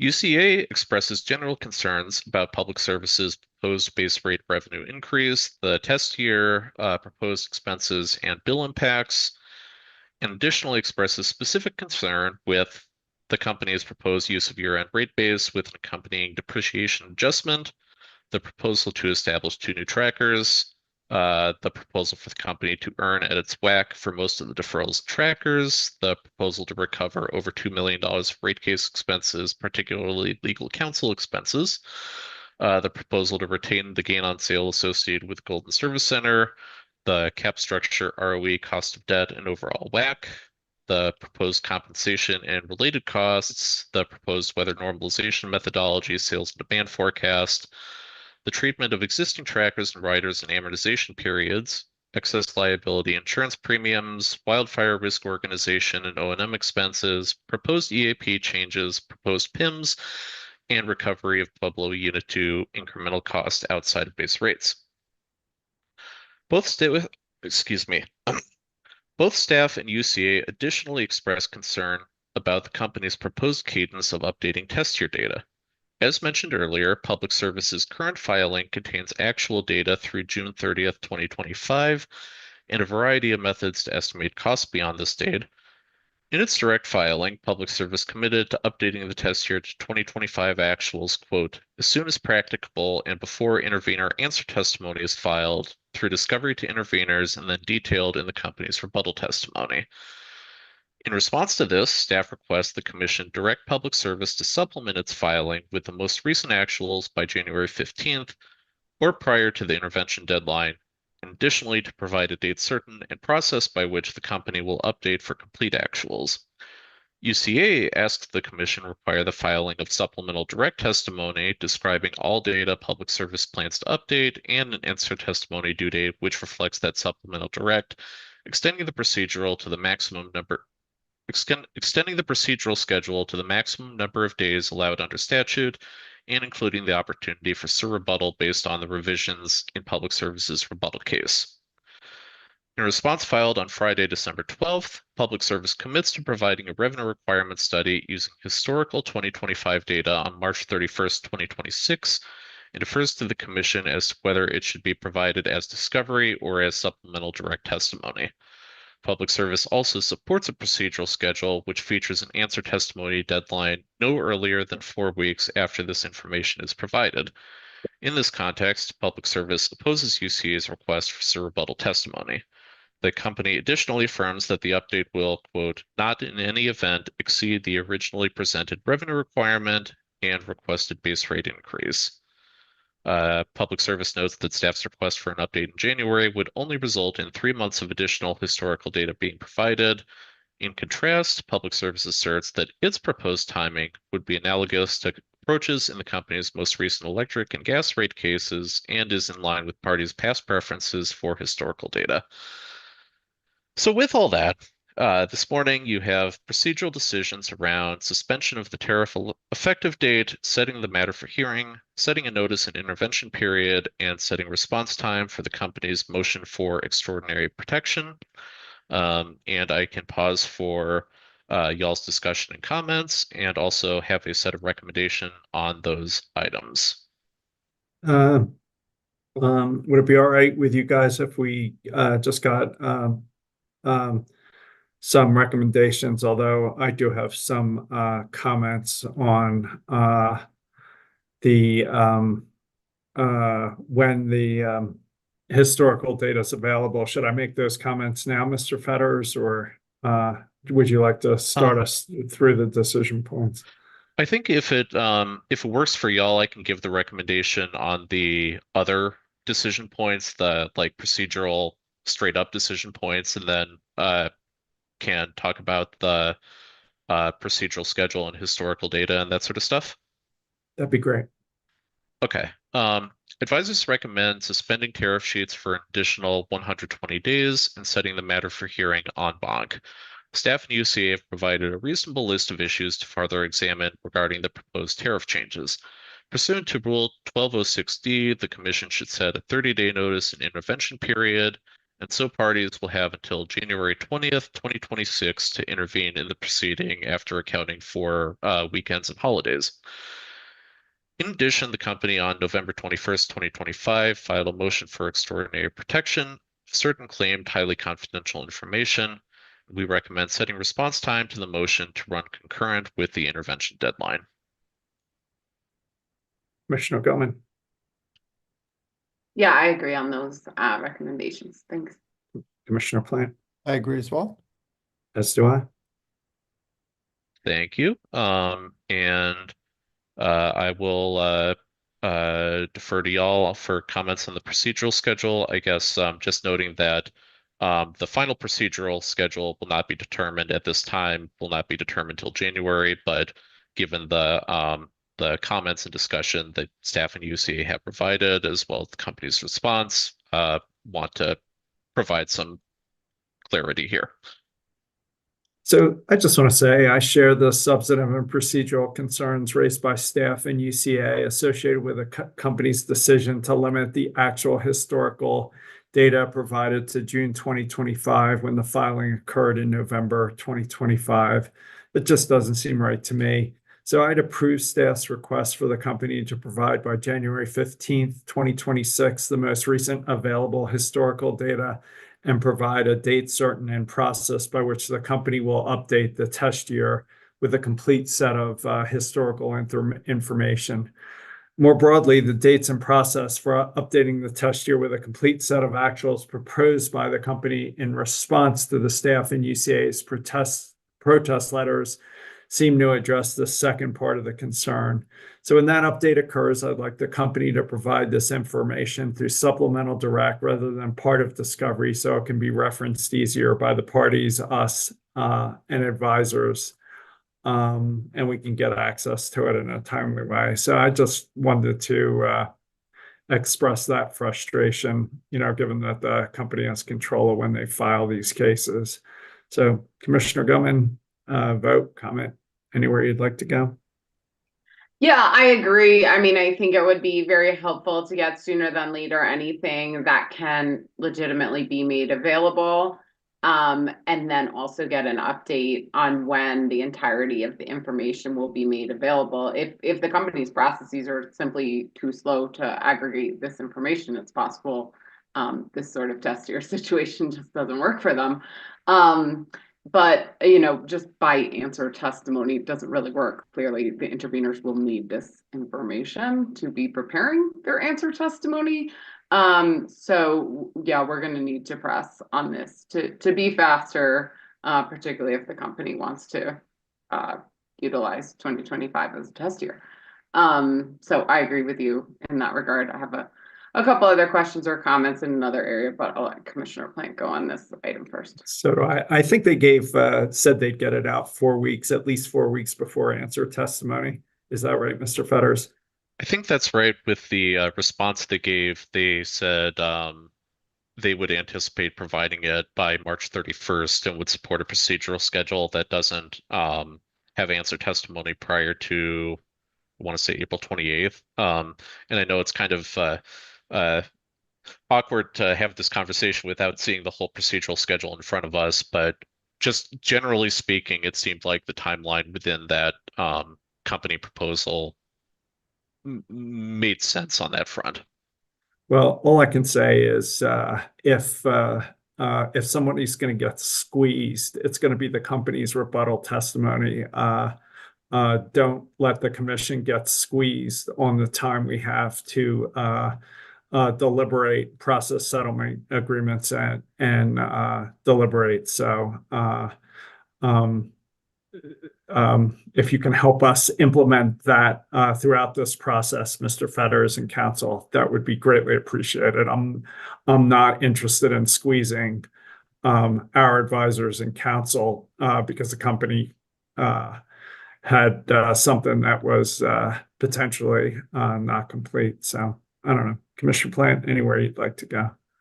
Yeah, no, so I agree. I agree with the proposal. If I just want to make sure I have it straight. So it sounds like the company is saying that if they update the information in January, you get the third quarter information, and then in March you'd get the full year, the fourth quarter information as well.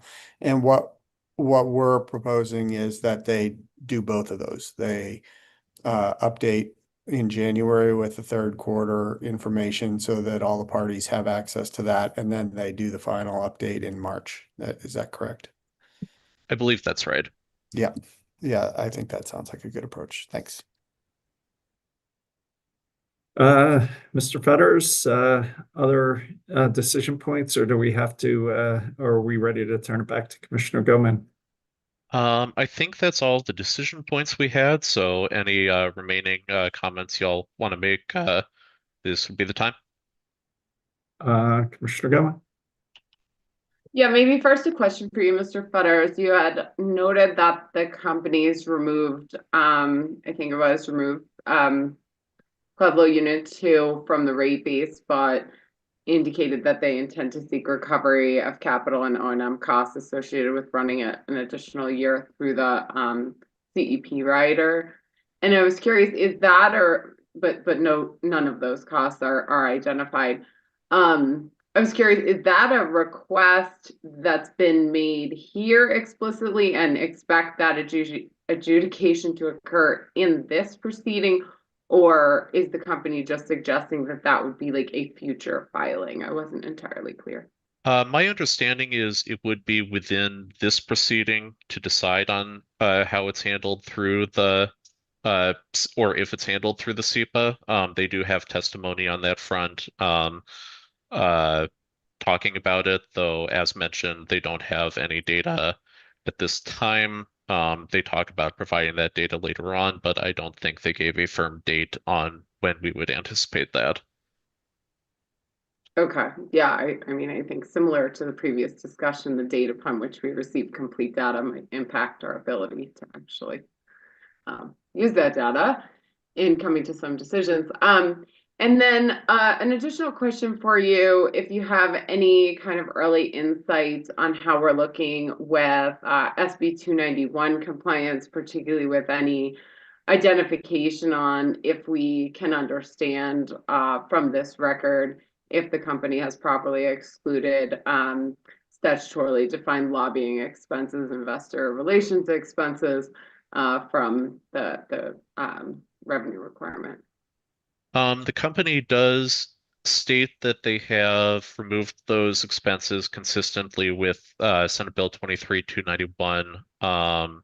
They don't appear to give too much super granular detail on those expenses. They indicate that some of them are contained within FERC accounts that aren't included in the cost of service just by nature, and then do a sort of FERC account by FERC account look at the costs that were removed from the cost of service on it, but they don't, I wouldn't say, itemize in a detailed manner, what exactly those costs are beyond just investor relations and lobbying, as far as I have seen up to this point.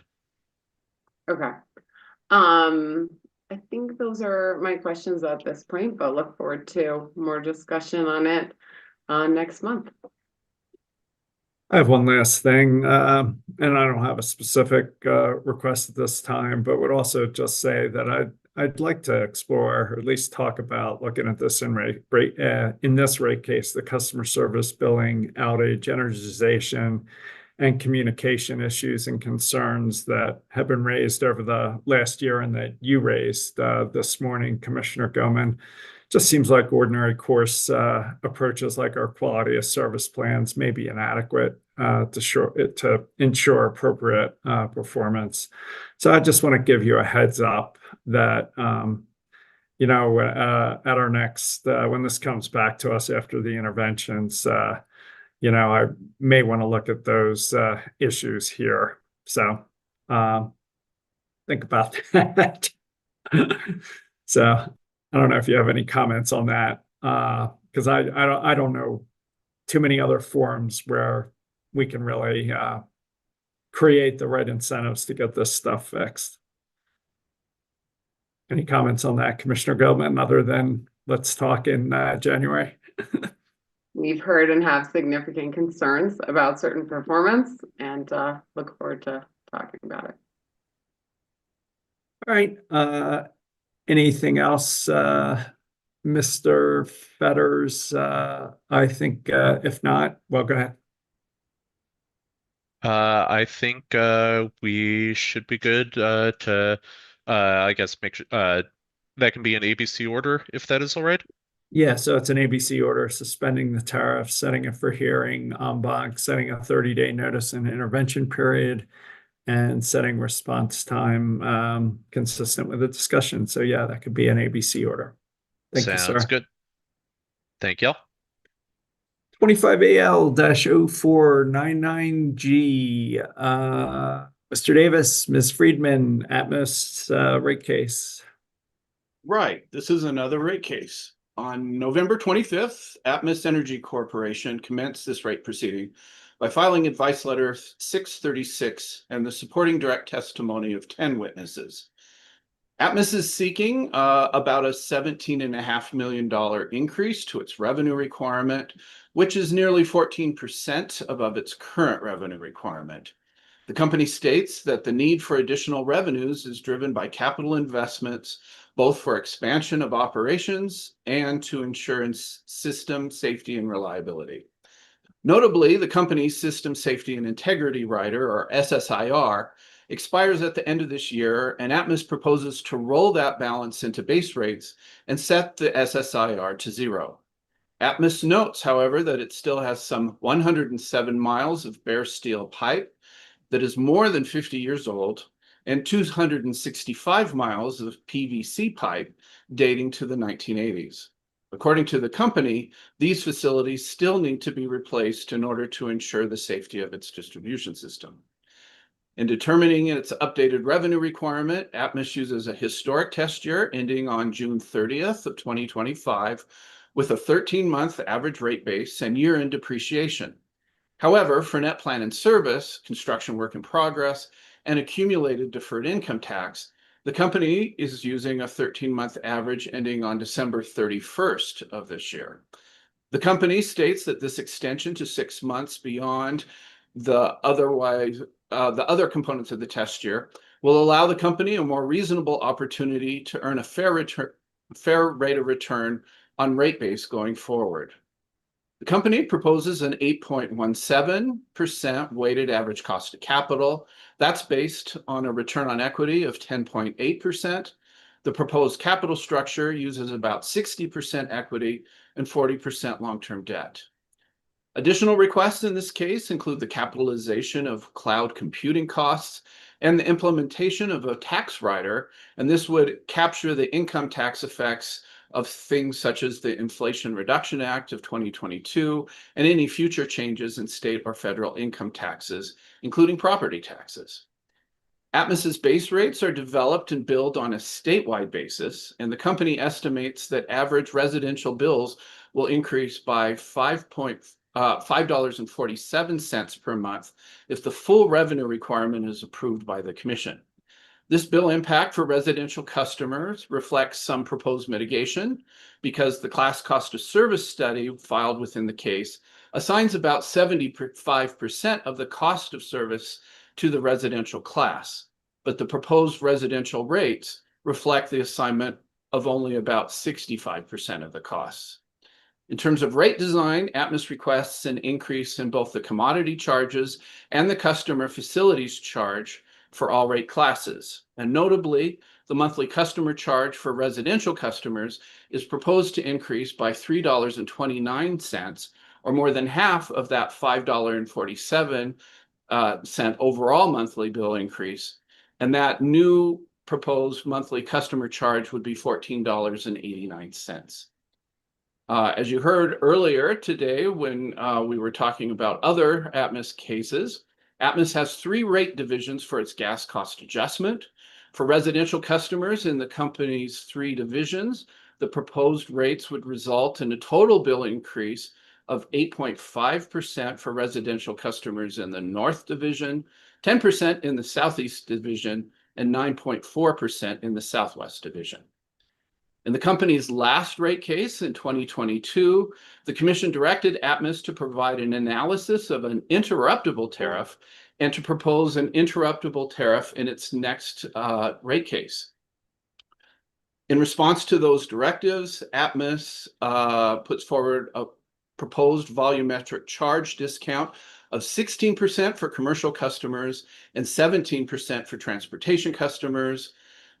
Atmos explains that these discounts are fairly low, but it set those after considering research revealing that customer interest in interruptible service is low.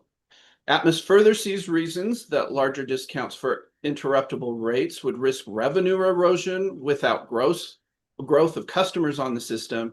And Atmos also states that the discount is minimal in order to avoid cost shifting to firm customers.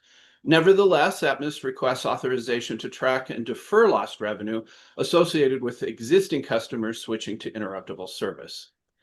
Atmos estimates expenses for this proceeding to be about $675,000 and proposes recovery of those costs through a 36-month temporary rate rider. The same temporary rate rider is proposed to be used to recover some $250,000 of pension-related expenses. On December 3rd, the Colorado Office of the Utility Consumer Advocate filed a protest asking the Commission to set this matter for hearing and suspend the effective date of the modified tariff sheets filed with the advice letter. The 3 decision points for you this morning in this Atmos rate case are as follows. First, whether to set the matter for hearing and suspend the effective date of the tariff sheets for 120 days per statute. Second, whether to set a notice and intervention period to commence this proceeding. And third, whether to refer the matter to an administrative law judge, or alternatively, to determine today that the Commission will decide on a referral after the intervention period expires. I could answer questions or turn it over to you for your discussion and votes. Can also make some procedural recommendations on those 3 decision points. I think we'd welcome your recommendations, sir. Okay. I recommend that the Commission set the matter for hearing and suspend the tariff sheets filed with the advice letter for 120 days, and that's through April 25th of 2026. I recommend that the Commission set a notice and intervention period through January 20th, and I suggest referring this proceeding to administrative law judge, given the full docket before the Commission right now. Commissioner Gilman. Thanks, Mr. Davis. Appreciate it. Yeah, I agree with each of the 3 of your recommendations. I do have 2 areas of interest, though, that I did just want to flag, especially considering that the Commission is not, if my colleagues agree with your recommendation as well, then the Commission is not planning on hearing this specifically.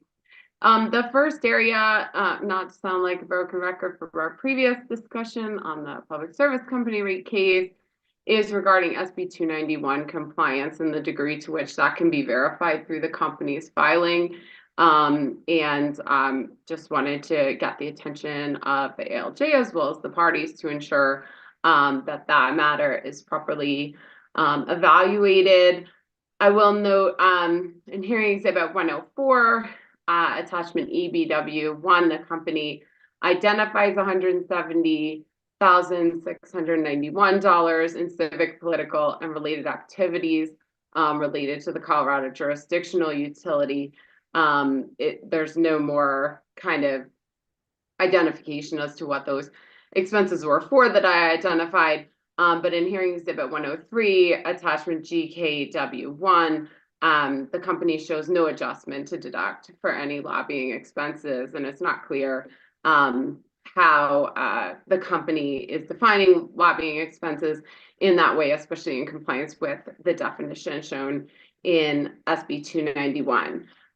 So I just wanted to understand, or I guess request the ALJ and the parties to further understand the company's compliance with, especially that portion of SB 291. Also related to SB 291, was hoping that through this adjudication we get additional clarity on the company's execution of its settlement terms related to the settlement approved in decision R24-0171.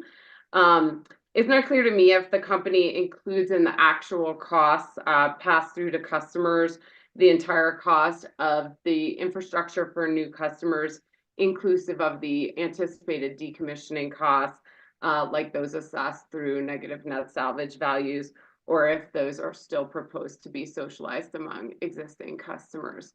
So just wanted some additional clarity, hopefully fleshed out in the record there, so we can be sure that upon the conclusion of this proceeding, we have clarity around their compliance with several of the specific provisions of SB 291.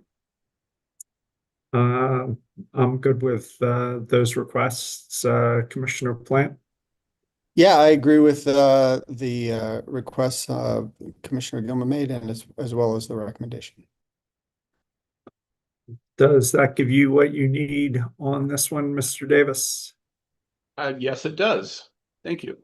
And that could be an ABC decision, suspending the tariff and referring it to an ALJ. So thanks. Thank you. 25AL-0501E, Mr. Lay, Public Service Company of Colorado, ECA. Good morning, Commissioners. I'm Ron Lay with the PUC staff, and I'll be presenting on advice letter number 2007 submitted by Public Service Company proposing to revise the electric commodity adjustment factors for the first quarter of 2026. The company is requesting that the ECA factors for the first quarter of 2026 be increased by 9.6% from the current residential rate of 0.0330 per kilowatt hour to the proposed rate of 0.03619 per kilowatt hour. Average residential customer bills are projected to increase by 1.97% with this change.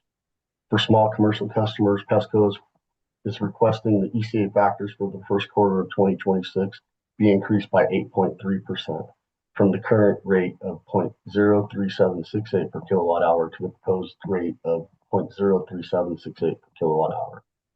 Average commercial customers' monthly bills are projected to increase by 2.06%.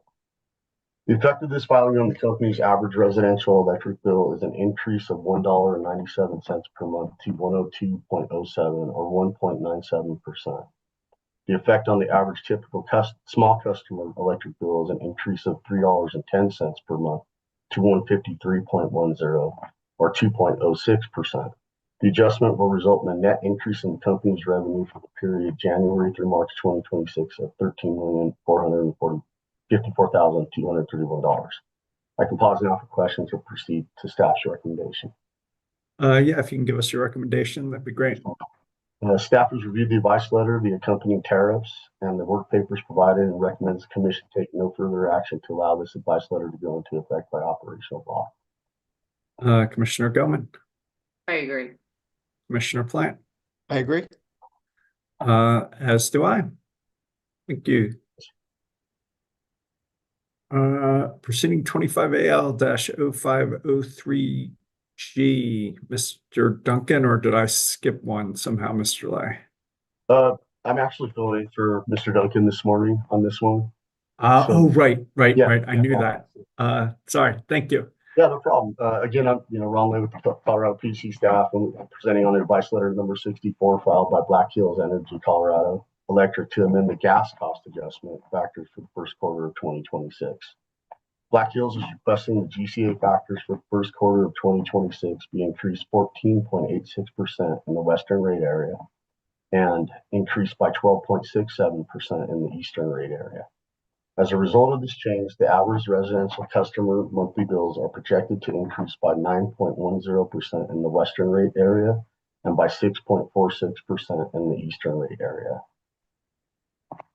While the average commercial customers' monthly bills are projected to increase by 9.35% in the western rate area and 6.68% in the eastern rate area. Overall, Black Hills customers are seeing $15,520,489 in increased GCA cost. And again, I can pause here for questions or proceed to the recommendation. If you got your recommendation, that'd be great. Staff has reviewed the advice letter, the accompanying tariffs, and the papers provided, and recommends the Commission take no further action to allow this advice letter to go into effect by operational law. Commissioner Gilman? I agree. Commissioner Plant? I agree. As do I. Thank you. Thank you, Mr. Lay. Let's just take a 5-minute break till 10:55, and then we'll come back with 25AL-0507E, Dr. Depew. So 5-minute break. Thanks.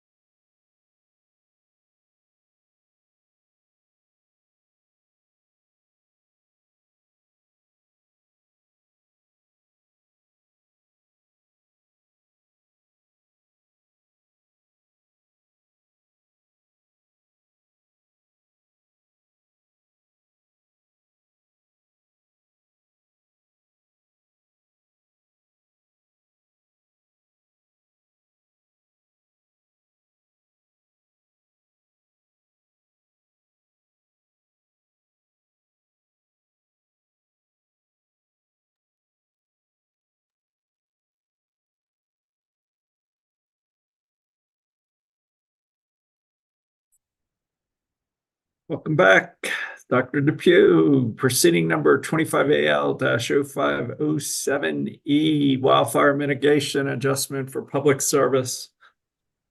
Good morning, Commissioners. Can you hear me okay? We can. Thank you.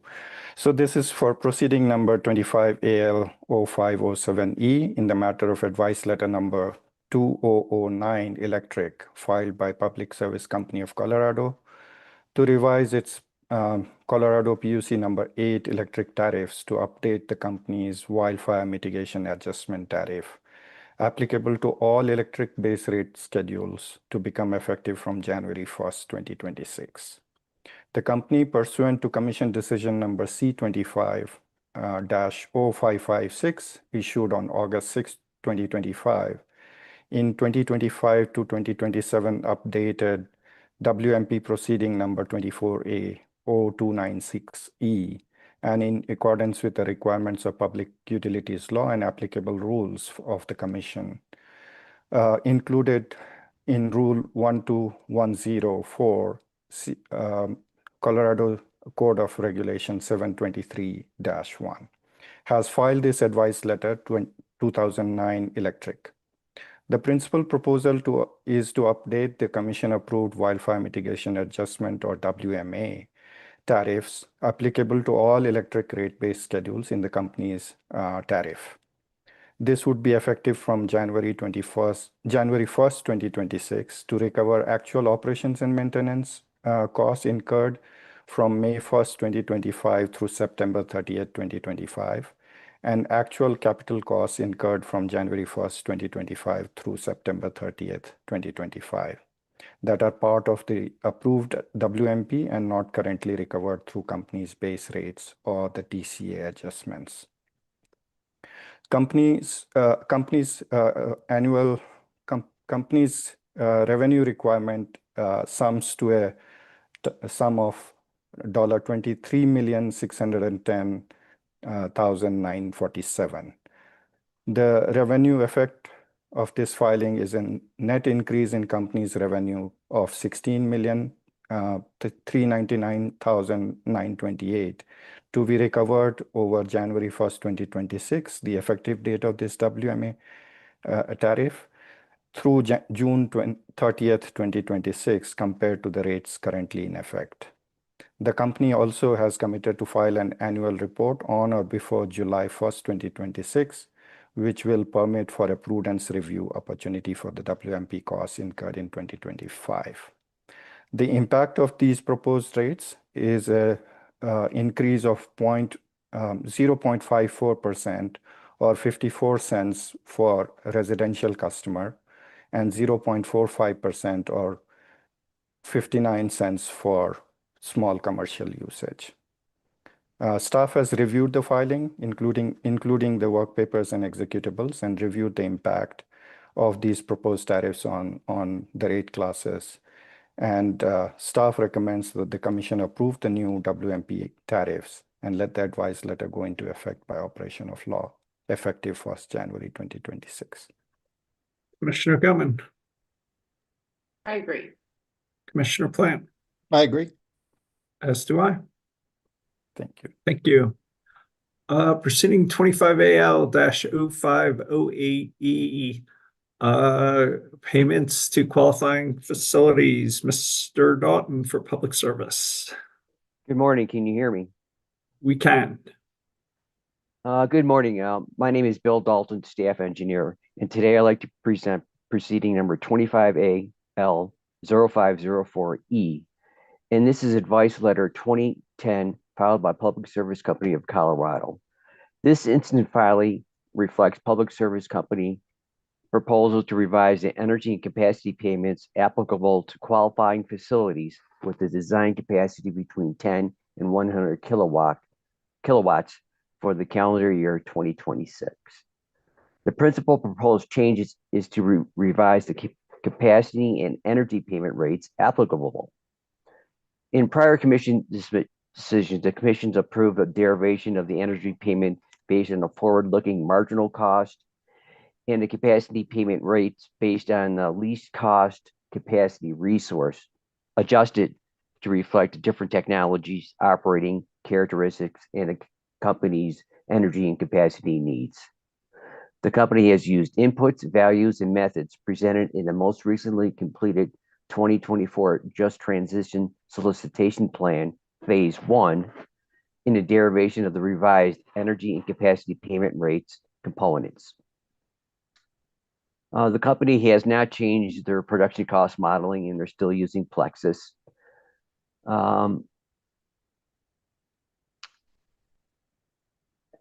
The 2026 updated rate components will result in a decrease in the total payments for the fixed PV, with increases to the PV tracking, wind, hydro, and other categories. The decrease in energy payment rates for the PV fixed is primarily driven by decreases in the forecasted marginal energy prices when the solar is generating as compared to 2025. Changes to the capacity payment rate components are driven by updated the ancillary services cost from Public Services Open Access Tariff and updated capital and fixed O&M cost and surplus capacity credits from the company's JTS proceedings. There has been no interventions, and the cost impacts are minimal. The company is estimating a $300 energy expense for this new tariff. There's only one customer taking it.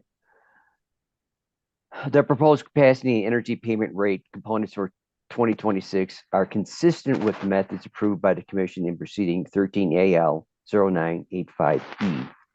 Prior to making staff's recommendations, I'd like to pass over the motion for extraordinary protection to the legal advisors for discussion and make a recommendation on the motion itself. Mr. Foreman. Thank you, Mr. Dalton. Good morning, Commissioners. Wyatt Foreman of your Commission Council. Contemporaneously with its advice letter, Public Service filed a motion for extraordinary protection for certain categories of Plexus modeling input and output data that are included in its filing. Specifically regarding the data categories described as contract data, generation unit performance data, marginal cost data, hourly generation data, and market access data, Public Service requests access be limited to the commissioners, advisors, and advisory council, administrative law judges, commission staff and attorneys, and the Office of the Utility Consumer Advocate and its attorneys. For all other categories of data outlined in the motion, the company seeks to limit access for parties other than staff and UCA to a reasonable number of attorneys and a reasonable number of subject matter experts. Public Service asserts the information is competitively sensitive and contractually protected, highly confidential information, and is used in the company's daily trading operation and elsewhere in the company's business operations that should not be supplied to potential vendors or competitors. No responses were filed in opposition to the motion, and Council notes, as did Public Service, that the Commission has previously granted similar protections for substantively similar data. Council has reviewed the filing and its attachments and believes the motion comports with Commission Rule 1101B and believes the requested protections are reasonable and in the public interest and recommends granting the motion. Commissioner Goman. I agree. Commissioner Plant. I agree. As do I. All right, I'll hand it back over to Mr. Dalton. Before staff makes its recommendations, does the Commission have any questions? Why don't you make your recommendation and we'll come back with questioning, comments, or a vote. Okay, staff recommends that the Public Service Company of Colorado revised tariff sheets be allowed to go into effect by operation of law. Commissioner Goman. I agree. Commissioner Plant. I agree. As do I. Thank you, Mr. Dalton. Thank you.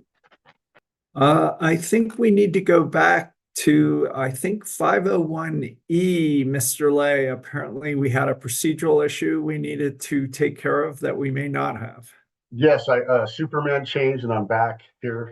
But yeah, Public Service also concurrently filed a motion for partial and temporary variance to tariff sheets number 143C through F to allow it to include the retail allocation of liquidated damages payment true-up associated with the Cabin Creek facility in the first quarter as well. So we just need an ABC decision on that to approve that motion. Do you have I assume your recommendation is to approve the Yes, my motion. recommendation would be that we approve it. Yes. Commissioner Gilman, I agree. Commissioner Plant, I agree. as do I, and that could be an ABC decision because I think before we did not have a decision. Is that right? That's All right. right. You can do that ABC. So thank you. Thank you, sir. Black Hills, Colorado approval of its 2025 distribution system plan. Ms. Rosati, Mr. Davis. Yeah, at last week's meeting, the commissioners began their deliberations on the exceptions to the recommended decision rendered by Hearing Commissioner Blank in this case. I presented the exceptions filed by the Colorado Office of the Utility Consumer Advocate. And in brief, UCA requests that the commission reconsider and require Black Hills to take some incremental action towards compliance with the hosting capacity analysis rule. UCA suggests that the commission also require Black Hills to take additional steps in the direction of incremental HCA implementation. Chair Blank suggested that deliberations be paused and then resumed today on these exceptions. So I'll turn it over to you to complete your deliberations and to render your votes on the UCA exceptions, and then we can take up Black Hills exceptions. Thank you, Mr. Davis. So in its exceptions, UCA acknowledged the affordability and other concerns raised in the recommended decision surrounding their proposals on hosting capacity analysis, and in exception suggested a series of more incremental steps as compared to what it recommended at hearing, one of which I'd like to pursue, at least in part, and then see where you guys are. More specifically, I'd adopt in part one of UCA's incremental recommendations about asking Black Hills to identify, say, 3 to 5, UCA asks for 10, of the most constrained lines in terms of the cost or urgency of investing to address the constraints, and do some preliminary HC analysis around those 3 to 5 lines. This limited analysis seems like something Black Hills should generally be doing as part of figuring out its most constrained lines. And I agree with UCA that it might help jumpstart this discussion in the next DSP and avoid kicking the can further down the road at acceptable cost. More broadly, on some of UCA's more detailed incremental proposals, I agree with the company that they can't come late in the process. The cost is unknown. And raising these recommendations on exceptions is not particularly timely. So I'd grant the UCA exceptions in part on that one request, say that the commission is interested in taking another look in the next DSP at these issues, particularly if there are lessons learned from the Excel experience, but deny them more broadly regarding the data collection proposals in the IREC materials, which seem more applicable to larger utilities. So that's where I landed, but Commissioner Gilman, anywhere you'd like to go? Yeah, thanks. You know, I'm happy to discuss and debate. I'm prepared to more fully accept UCA's proposal. You know, I don't see no progress on the rule requirement since to HCA reporting and updates as acceptable, especially given the opportunities for savings within the environment of rapidly increasing capital expenditure increases and increasing marginal costs to bring new load online.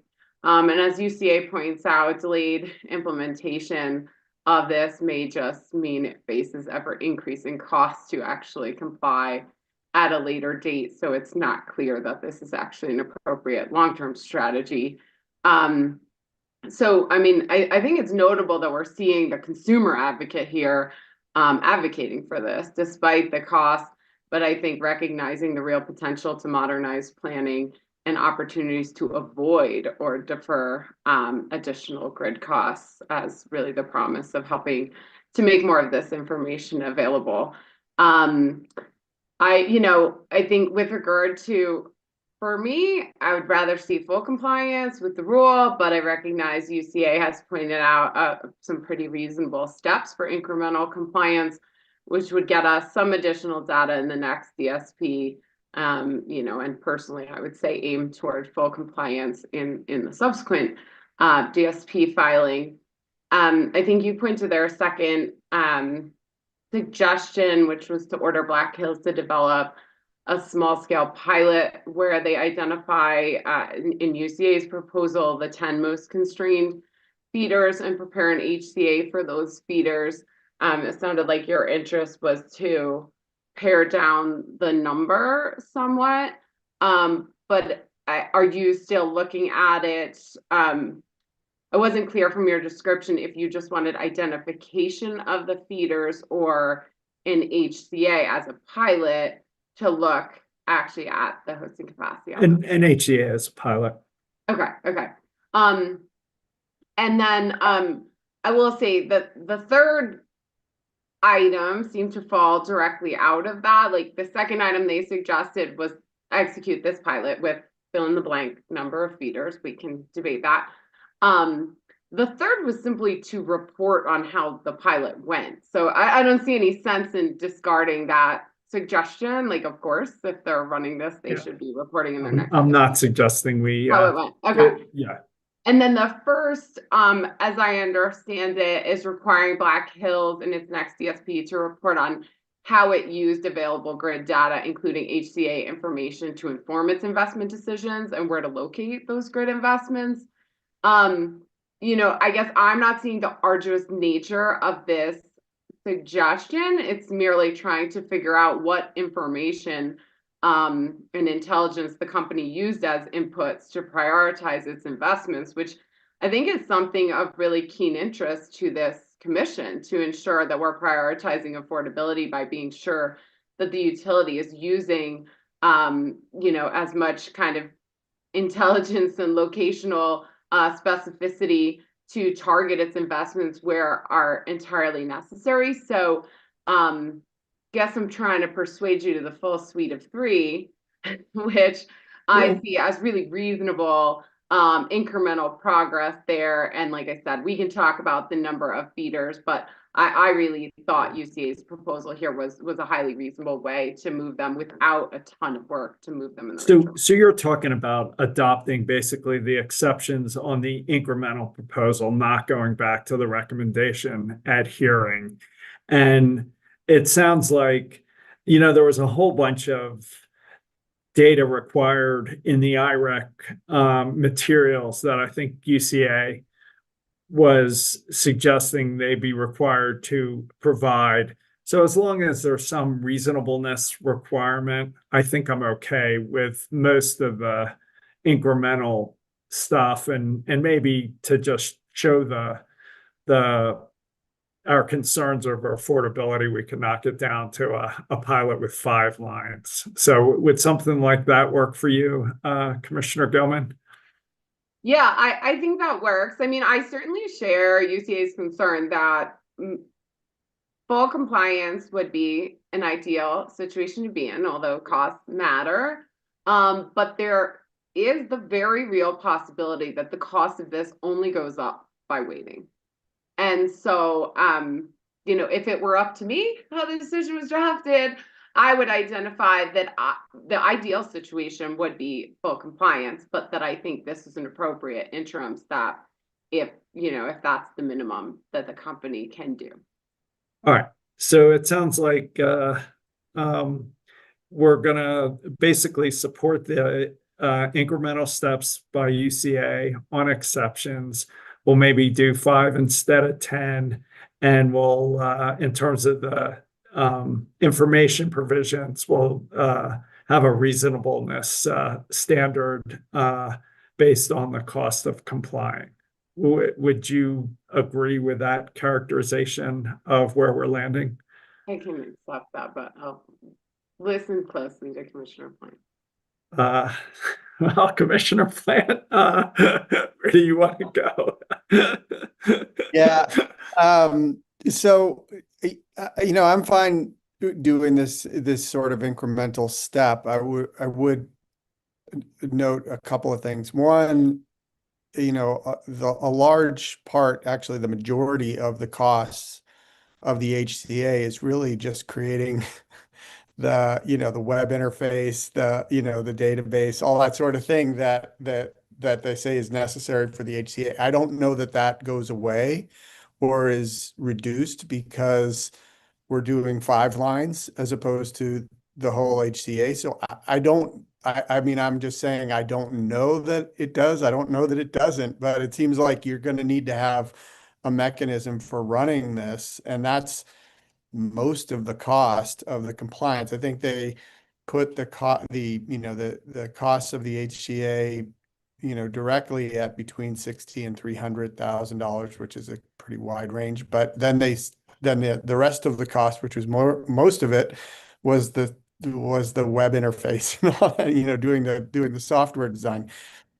I don't know that I guess we can wait and see what we hear, but I don't know that this is going to reduce the compliance costs significantly. I just come back to this, the issue. I mean, their argument is that, expending somewhere between 700,000 and $1 million for a utility that has 100,000 customers is not an effective use of the money. But we're talking about a rate base here that's $200 million. It seems like a portion of that could be a small portion, 0.5% of it could be put towards trying to create a mechanism for cost savings in the future. So, I'm fine with the proposed sort of incremental step in the pilot. I think we might want to include language that we would expect that this would be a part of the next DSP, so that we can actually move towards full implementation of the HCA. Yeah, I'm fine with that language. And well, I guess we'll hear on Triple R if our assumption is wrong, but I assume doing 5 feeders could be handled with an existing website, or it could be easier, but I agree, we don't know. And I think rate base is more like 700 million, revenue requirement is like 200 million, but that strengthens your point, I think, not weakens it. Commissioner Gilman, you all right with where this landed? I am, and perhaps well, I know we have another decision point. Perhaps we do this TBC if we have time for the precise language here, but I agree with Commissioner Plant. I think the end goal is full compliance here, really, especially given the promise to avoid or defer investment, which does not in the end benefit these customers to not modernize the practices here and ensure that they have the opportunity, just like we're making available in other utilities. Does that give you what you need for a TBC order on that component of the decision, Mr. Davis? I think so. I think I hear the commissioners saying that it will uphold the recommended decision to grant the waiver from the DSP rules regarding hosting capacity analysis. But now, in addition to granting that waiver, the commission is going to agree with UCA that Black Hills should take an incremental step, and that would involve the development of a map that includes only basic distribution system data with hosting capacity analysis results to be included later, and that would be used to support a pilot with 5 feeders. And the second and third items of UCA's incremental implementation, which involve reporting and how it used the data, are also adopted by the commission. Yeah, subject to some reasonableness standard, because there was a lot of data requested, and so it wouldn't be necessarily an absolute requirement. But Commissioner Gumman, say it how you will. Just one slight modification that the 5 feeders are the 5 most constrained feeders. That was UCA's request. So would add that language. Works for me. Commissioner Plant, Yep, I agree. Okay, thank you. keep us moving. The next one, Mr. Davis. Okay, in its exceptions, Black Hills seeks modifications of certain findings regarding the issue of the company's capital spending level going forward that are made on pages 12 through 20 of the recommended decision. Black Hills argues that the decision's findings are inaccurate and speculative, specifically highlighting the statement that, quote, there is little uncertainty about the projected 26% bill increase by 2029 and rate impacts of this and other increases in utility capital spending. Black Hills also objects to the statement that the company's customers are likely facing substantial bill and rate impacts, in part because of the company's proposed increase in distribution capital spending. Black Hills also takes exceptions to the recommended decision's invitation to non-parties to the proceeding to file comments or make any appropriate filings as part of the exceptions process. Black Hills clarifies that its concerns surround due process and that the company is not against community members participating in its proceedings before the commission. Black Hills goes on to explain that while the company was required by the DSP rules to provide a 5-year distribution capital spending plan, the company's application filing is not seeking approval of that aspect of the DSP, and that the partial settlement agreement likewise is not requesting approval of any such spending plan. Black Hills argues that there's no basis or urgency for non-parties to submit post-hearing comments to determine and set a cap on capital spending or develop an alternative approach. Before you take up these exceptions, I'll note that no party filed a response to Black Hills' exceptions to the recommended decision, and except for the 2 filings of exceptions, those filed by UCA and Black Hills, and of Black Hills' filing of a response to UCA's exceptions, no other documents have been filed directly in this proceeding or otherwise delivered to the commission for the purpose of responding to the recommended decision. The 2 decision points thus flow from Black Hills' exceptions are, first, whether the commission should modify the decision to rescind or modify its findings regarding the forecasted increase to base rates and customer bills, and second, whether the commission should reject the introduction of additional evidence not in the record offered by any non-party to this proceeding. So I'll just take them sequentially. I think I would grant Black Hills exceptions regarding the rate impact and modeling. Black Hills points out that we denied their proposal to build a utility-owned solar facility in the EP process after the recommended decision, and that this decision alters the rate impact analysis considered in the DSP process. Although the rate impact analysis does exist in the ERP process, it's forecast for, it is not in the record of this DSP case. Given this reality, I would agree with the Black Hills primary requests and not seek to quantify any projected rate or bill increase in this order. At the same time, however, I continue to believe that the calculations presented in the recommended decision were accurate given the information and record available at that time. If you both agree that we should no longer try to quantify future projected rate and bill increases in this order at this stage of the process, I think we can avoid deciding some of the other specific exceptions regarding which forecast 2 or 3 is most appropriate, because I don't think it's neither.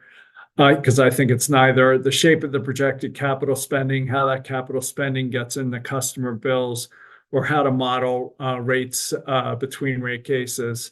Instead, I just reiterate in our order that the proposed capital budgets are almost 80% greater than historical levels, that it doesn't appear on this record that affordability and long-term rate impact were driving considerations in how the budgets were set, and that we remain concerned about the role of increased capital spending plays in rising bills and rates, and we may look at it again in a future case. Finally, I just say I appreciate Black Hill's willingness to work with me and us to develop these long-term rate impact analysis. For me, it's a critical piece of evidence, even if we don't always agree on the exact approach or the weight it should be given. So, Commissioner Gilman, I think it makes sense to pull back from trying to quantify impacts in this case. I fundamentally agree that the model I relied on no longer makes sense in considerable part because of our decision in the ERP. So, Commissioner Gilman. Yeah, I agree and be happy to see your drafted language in the TBC. But I have no issues with that. Commissioner Plant. I agree as well. All right. Regarding the invitation for comments from the local community, other parties, no comments were submitted. So I would deem that portion of the Black Hills exceptions as moot, with no need for us to address what might have happened if the community or another non-party had filed comments. At the same time, however, I'd request that going forward, Black Hills expand its efforts to inform its customers about the potential long-term rate impacts of significantly higher levels of capital spending. But also, as Black Hills pointed out in the exceptions, as hearing commissioner, I could have scheduled a public comment hearing. So in retrospect, some of the fault for the limited outreach may be on me. So I guess I just decline to roll on the merits of the exceptions and just say it's moot since nobody filed exceptions. So would that work for you, Commissioner Gilman? Yes. Commissioner Plant? I agree. Mr. Davis, does that give you what you need for a TBC order? I think it does, and I'm just going to pause a bit in case Ms. Rosati has any concerns. Ms. Rosati? No, I agree with Mr. Davis.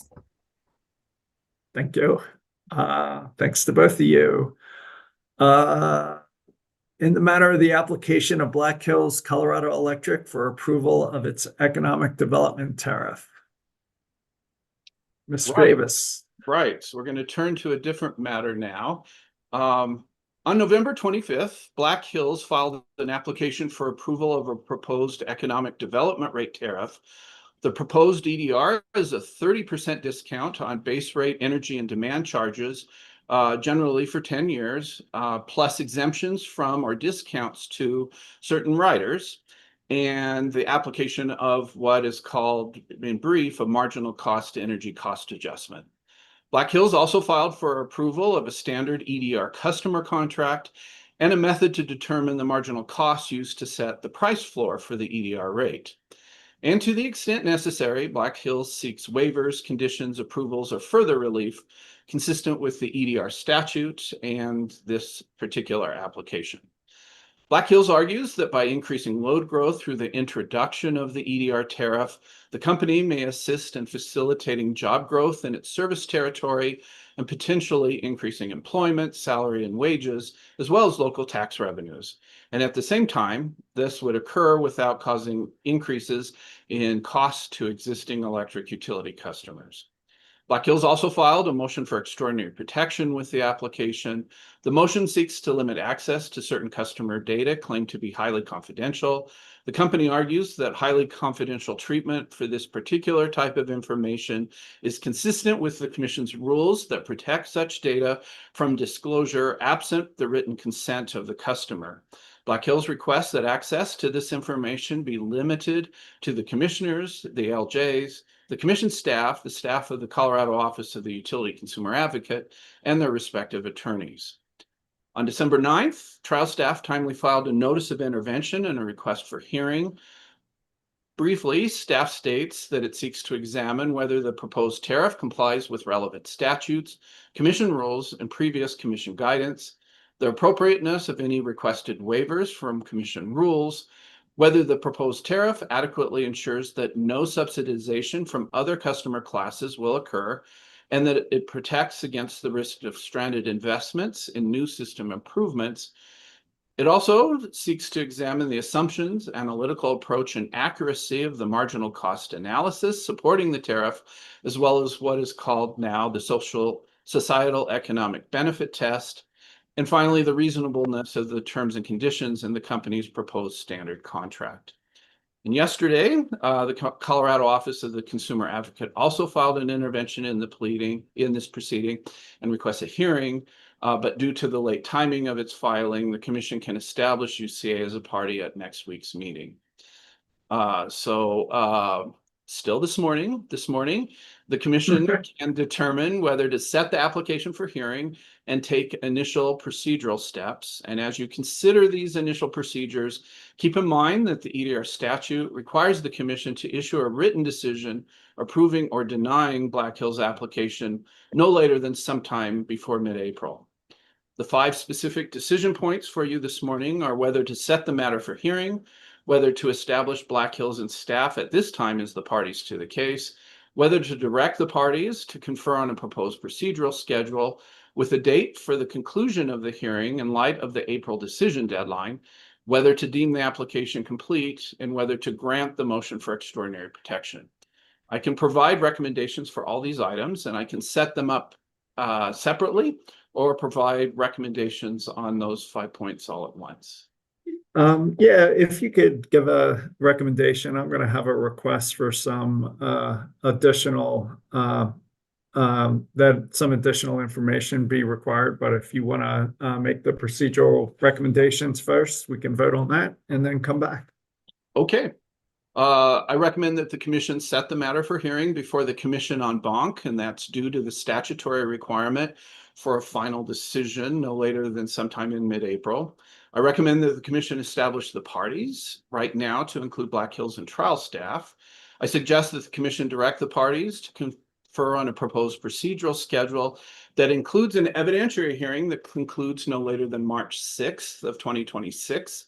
Black Hills should also be directed to file no later than January 9th, either a motion to approve a consensus procedural schedule with discovery procedures or a control report explaining any competing procedural schedules. And then I also recommend that the commission grant the motion for extraordinary protection. Trial staff took no issue with the motion in its intervention filing, and there's good cause to limit access to the customer information claimed to be highly confidential. So those are 4 of the 5 recommendations. And I think what I'll just do is leave, because I know what Chair Blank is going to propose, I'll just leave out there that the commission does at some point need to determine whether this application is complete. Commissioner Gilman, are you all right with those 4 recommendations? I am. Commissioner Plant? I agree. As do I. Would now be the time to request the additional information, Mr. Davis? Yes, I think that's great. Thank you. So I'm not sure I have ever seen some of the analysis Black Hills, some of the approach Black Hills takes in this, and just to create an alternative, I'd like to request some additional information. More specifically, in addition to the modeling provided by Black Hills, I'd like to ask the company to resubmit the executable revised DSP renewable forecast spreadsheet that was filed as attachment 1 as part of the Black Hills ERP guidance motion request on October 3rd, 2025, focusing solely on forecast 4, which is what we adopted in that case. So that existing forecast 4 tab would be the first scenario and assumes that there is no additional new large customer load. I then asked the company to create a second forecast 4 tab, an additional set of lines in the bill impact tab that analyzes the costs and revenues of an added 40 megawatt load at a load factor of, say, 80%, which is what they said in the motion was most likely. To help provide additional information on how to treat capacity costs, I'd request that Black Hills use the same methodology the Commission relied on in approving the Public Service Company standard and non-standard EDR framework. More specifically, we relied on a levelized capacity cost of a combustion turbine in every year of the large new loads operation. I'd request that Black Hills adopt a $20 a kW month levelized capacity cost, which is based on the cost of a generic CT as set forth in Public Service Company's JTS process, which I view as the best and most recent publicly available evidence on the cost and value of capacity in Colorado. And I've given Mr. Davis the sites to that. I'd also ask that a planning reserve margin be added to the 40 megawatts of new load to calculate the actual capacity needed to serve it. Regarding energy costs, I'd ask that the Black Hills adjust the forecast for ECA calculations by assuming additional costs for each element of the ECA calculation, including estimated generation, fuel costs, variable O&M, and market energy. I'd request this on a pro rata basis calculated by dividing the energy sales of the new EDR customer by total retail sales. So if the new large load customer increased total energy sales by 30%, this request would result in a 30% increase in each element of the ECA calculation. I then ask Black Hills to add in the revenues from this new 40 megawatt load based on the existing billing and rate parameters already included in forecast 4. I'd then see if average residential base rates and bills went up or down. This second scenario would thus be structured to analyze the impacts of the 40 megawatt load using current billing parameters. I then request that the company replace the revenues that would have occurred with the current billing parameters with the revenues that would be realized under the EDC tariff the company is proposing, and look at the average residential rates and bill in an additional scenario. Finally, for me, this approach assumes that no new transmission is needed. To test the impact of this assumption, I'd ask the company to do two additional scenario runs where future transmission costs from 2027 to 2030 in the net plant by function tab increased every year by the pro rata amount of 40 megawatts of new load divided by the Black Hills projected peak load. So if all this new load increased, if the large new customer load increased peak by 15%, I'd increase transmission costs in each year from 27 to 2030 by that amount. Overall, I'd request the Black Hills show the impact with and without the ED rate, again, on residential rates and bills if new transmission is needed. I'd also allow and encourage Black Hills to file any additional materials at CSFED to help us contextualize this analysis. And it doesn't matter because the due dates are triggered by statute, but I might decline to deem the application complete until we see the supplemental direct providing this data. So I'm just concerned. I just want to ensure, given the greatly accelerated process we have in front of us, that we have sufficient data to see if marginal costs truly are below average costs, and would like to go closer to the methodology we've relied on in the past to approve these types of tariffs. So, Commissioner Gilman, thoughts anywhere you want to go? Yeah, I think it strikes me that information would be helpful in moving forward and adjudicating this. So I'm supportive of your request. Commissioner Plant. Yeah, I also support your request. One quick clarification. I think you called it supplemental direct, but if it's a completeness determination, then it's not, Yeah, right? I'll leave it to Ms. Rosati to figure out how to characterize it. I'm not sure the completeness determination matters at all, given the statutory deadline. So, Ms. Rosati, does that give you what you need, you and Mr. Davis, to draft an order?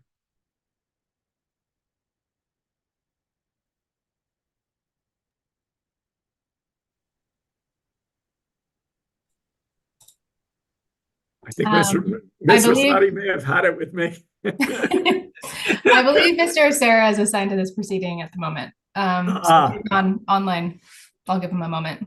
Oh, Mr. Sarah, sorry. Well, maybe I'll ask you, Mr. Davis. I think we have what we need to draft an order, and I think we have enough actually to make it ABC. Okay. And just, I'll send you my script. There may be some changes from what you saw before. So let's make sure the order reflects what my colleagues voted on. So, Okay, great. Thank you. thanks. Proceeding number 25R-0455 GPS, Ms. Rosati, Ms. Hensley. Now, there you go. Yes, good morning, commissioners. I'm Wendy Rosati of your commission council.